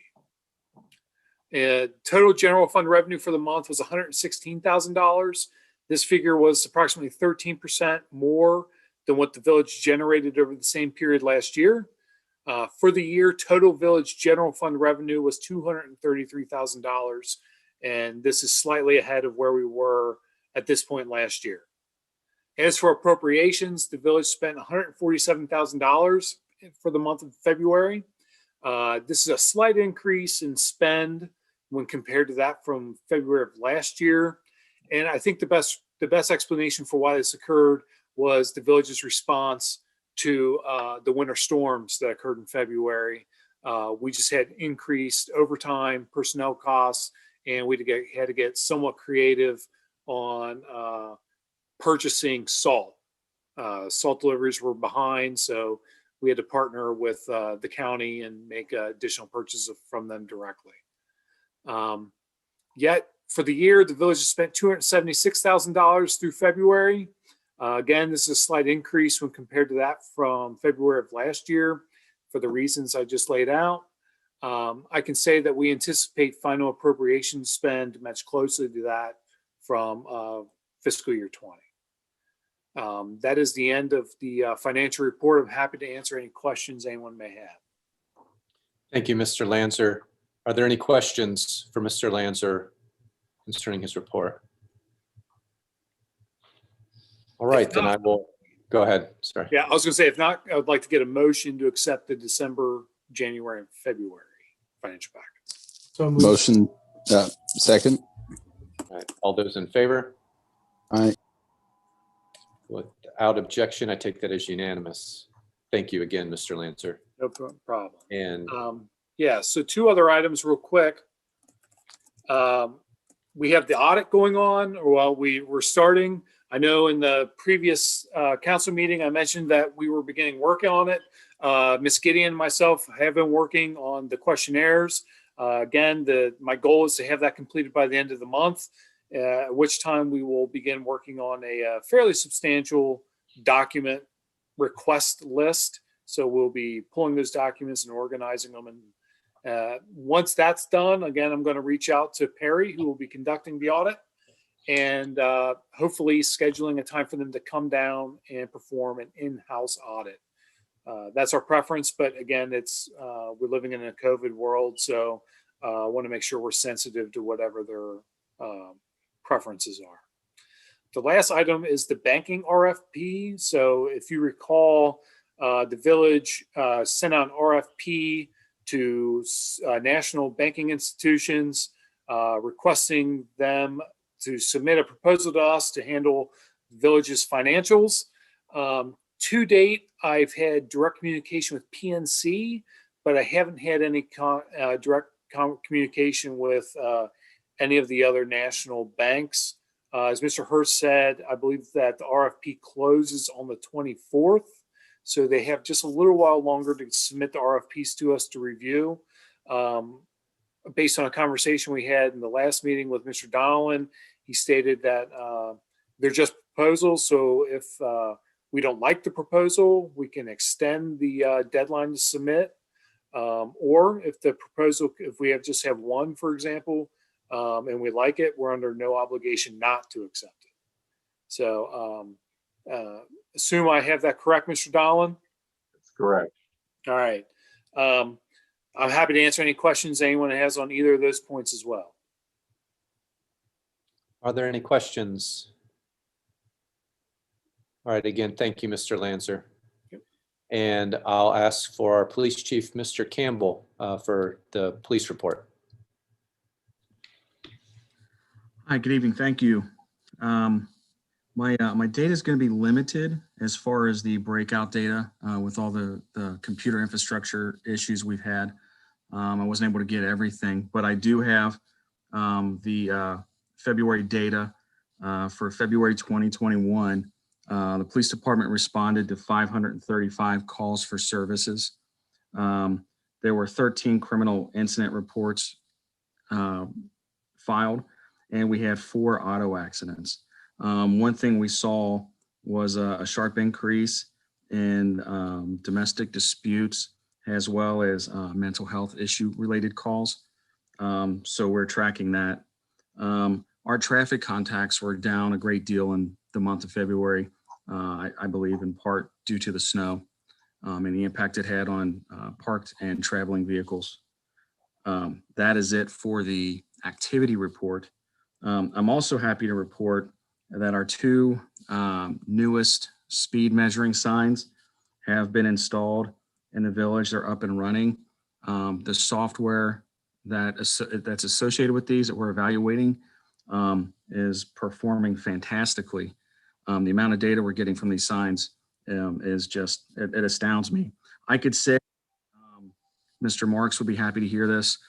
Since March 11th, when the sign on Bremont was installed, through 4 p.m. today when I left work, the average speed of the vehicles traveling on Bremont past that sign is 23 miles an hour. So that's good to know.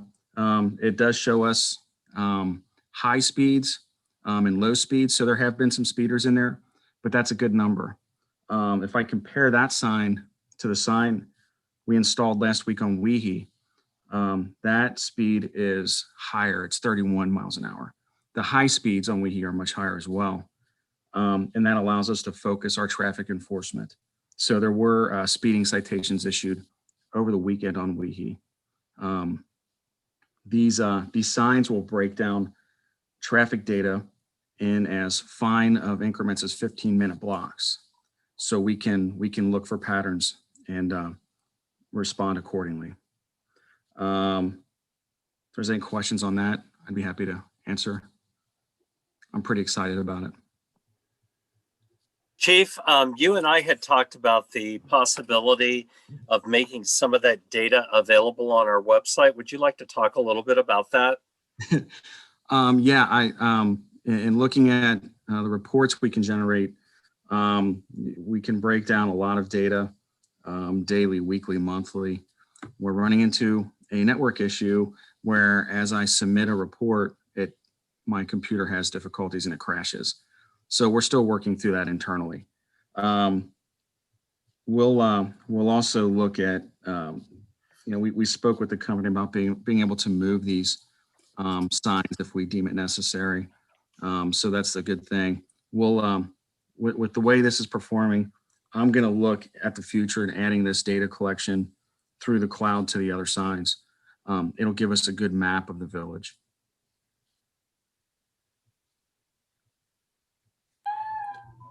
Just out of curiosity, is there anything that really stood out that surprised you? Just because I'm interested in this kind of data.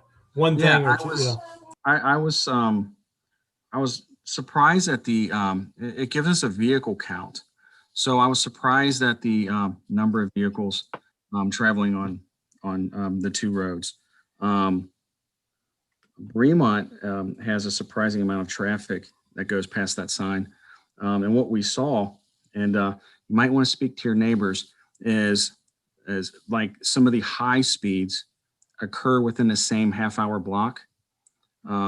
So it could be somebody that lives in that area and has the same schedule. So we're going to use this data to position our officers accordingly. It lets us know, where we see peaks and where we see much quieter areas. So that was one thing that surprised me, was the amount of cars. Thank you for all your work on that, Chief. Sure. Another thing is heard one of our officers was involved in an accident. The officer was not hurt. The citizen was also not injured, so I'm thankful for that. Our cruiser was totaled in that accident, so we'll be looking at strategies to address that. Right. And just a fun point, Chief, that just a reminder that the Soapbox Derby is coming up in May. You may want to figure out that data that day and take it out. Yeah, that they'll definitely register. This I've not seen it yet, but I've been told this can pick up, motorcycle traffic, bicycle traffic, which I think would be similar. So yeah, we'll see how that turns out. And a personal note, since I live on Bremont, I'm just wondering if the half-hour block, you don't have to tell me, but there's one bus or two that actually go at incredibly high speeds on our street. And I don't know if it's them, but they're loud, and it's almost scary to see how fast they go down our street. So yes, I will back up that comment. We don't have that detailed. Sorry, fellas. We don't have that detailed of information. It simply gives us vehicle count and speeds per whatever the time increment is. But I have began looking into some other forms of data capture we may be able to deploy throughout the village that could pair with these speed signs and collect some traffic data for us as well. And I'll speak more to that in the future. Thank you, Chief. Thank you. Do we have a mayor's court report as well? We do not. We do that the first meeting. Okay. Thank you. And is your cat wishing to speak, Ms. Snyder? We'll need to have the address and the name. I told him he didn't register by close of business on Friday. All right. Mr. Lanzer, or I'm sorry, Chief, did you conclude your report? Yes, sir, I did. Without any questions, that's all I have. Okay. Any questions from council? All right, Mr. Marks, were you raising your hand for a question? I was. It's not a question. I wanted to back up the chief's report, because since that was turned on, it's noticeable the speed change.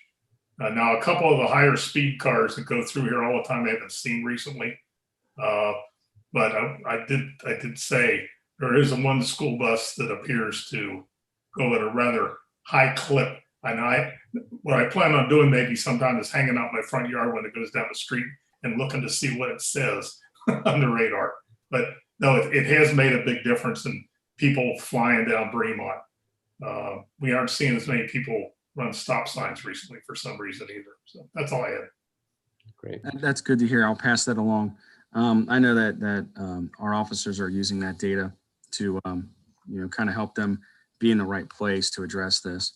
If you guys are also curious, the sign on Weehee is going northbound on Weehee at Bremont. We're going to try to slow the traffic down approaching the park and the fire station, the police station. Great work, Chief. Thank you for your service, and to all those in your department. Thank you. Mr. Lanzer, I believe it's time for us to have a second call for quorum. Yep. Mr. Batcher, Here. Ms. Cheney, Here. Mr. Knipp, Here. Mr. Pridnoff, Here. Ms. Snyder, Here. and Mr. Van Horn. Here. All members present. Thank you. And our solicitor, Mr. Donnellan, for legislation and discussion. Yes, thank you. Tonight, we do not have any legislation to act upon.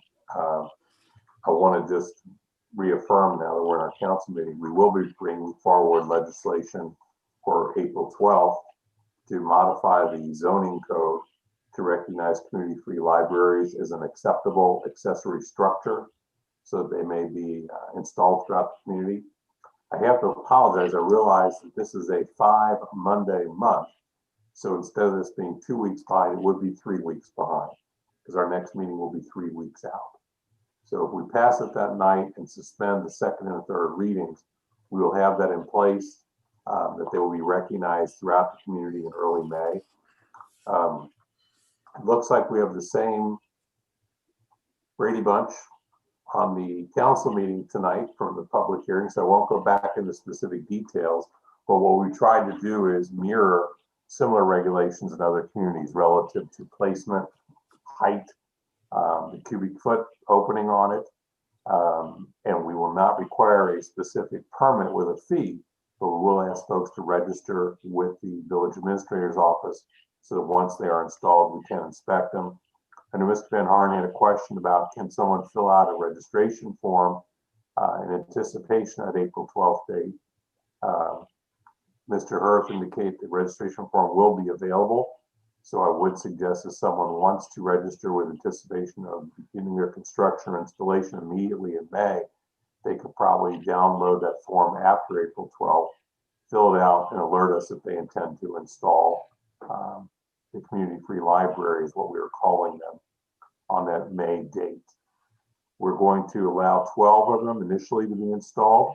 And then when we reach the number 12, we'll step back with a moratorium to see, are we doing okay? Do we need other regulations, particularly regulations relative to separation or distance, like many communities have in place? So any other questions from council on that follow-up? But we will have that legislation for April 12th. The only other matter I have is at the conclusion of the meeting, I will ask for a motion to adjourn to executive session for matters of personnel regarding the employment or appointment of a public employee or public official. That's all I have. Thank you, Mr. Donnellan. Ms. Snyder, does executive committee have a report? No report. Executive committee did not meet tonight. Thank you. Ms. Cheney, do we have an education report? Yes. PRM's LSDMC committee met on March 10th. And I know we've been looking for some data on the PRM school. I don't have a breakdown on how many Gulf Manor children, but I have a diverse breakdown now. We have 641 kids at PRM now. I believe 60 of them are still going to other schools, but they're looking probably at coming back for next year.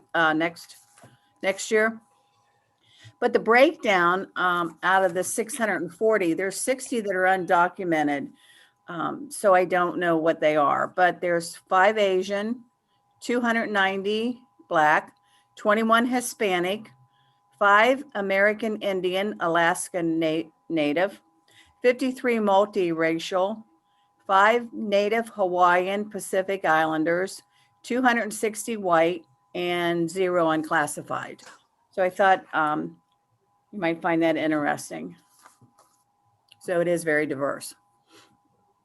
And that's all I have. Thank you, Ms. Cheney. That data, that's Thank you for getting a hold of it. Was that provided by the school? Is it from CPS or? It's who's- from our resource coordinator at PRM. Okay, great. Thank you. Are there any questions for Ms. Cheney?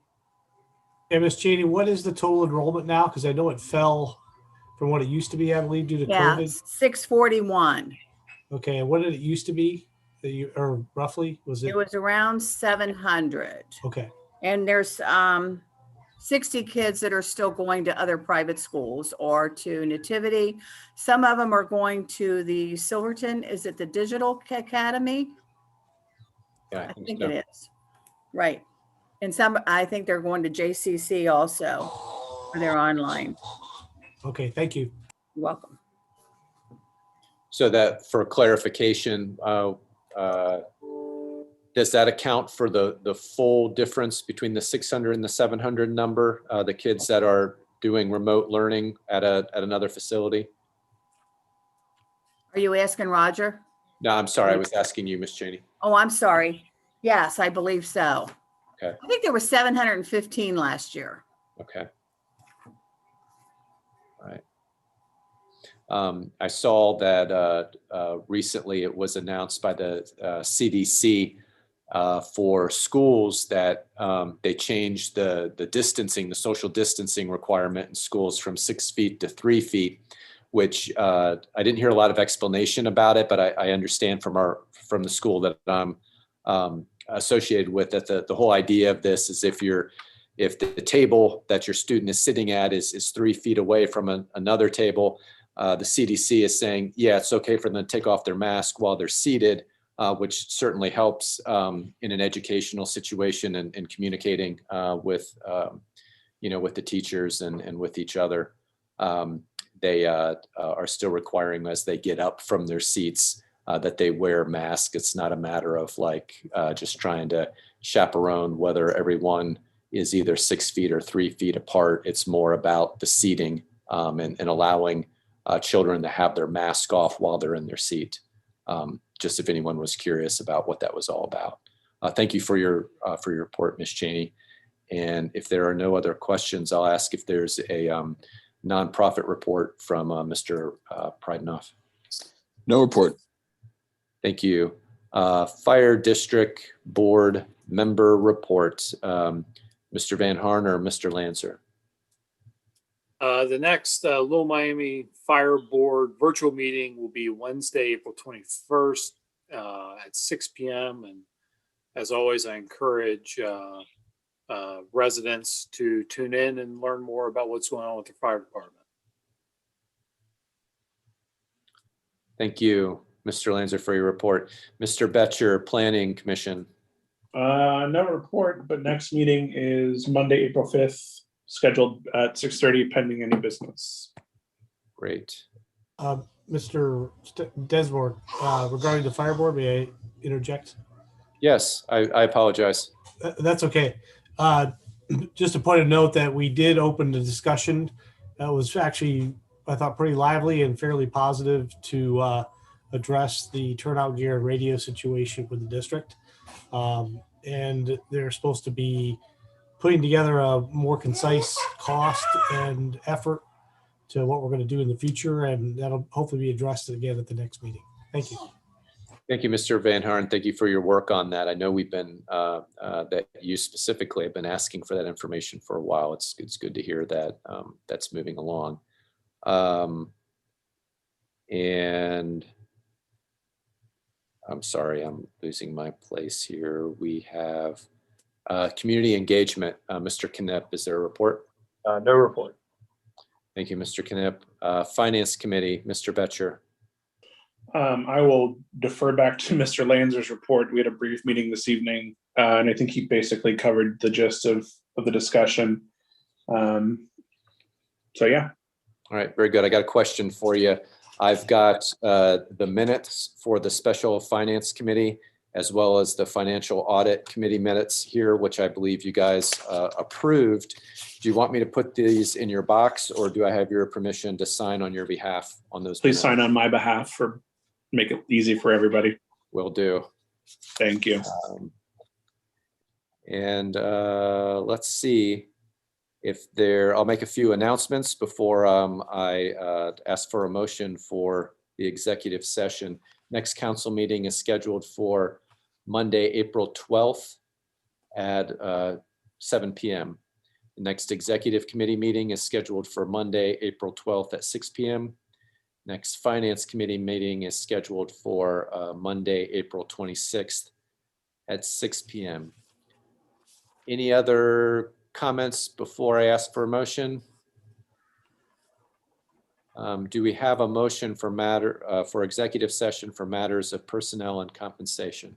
It'll be the employment and appointment of a public official. added to it. So moved.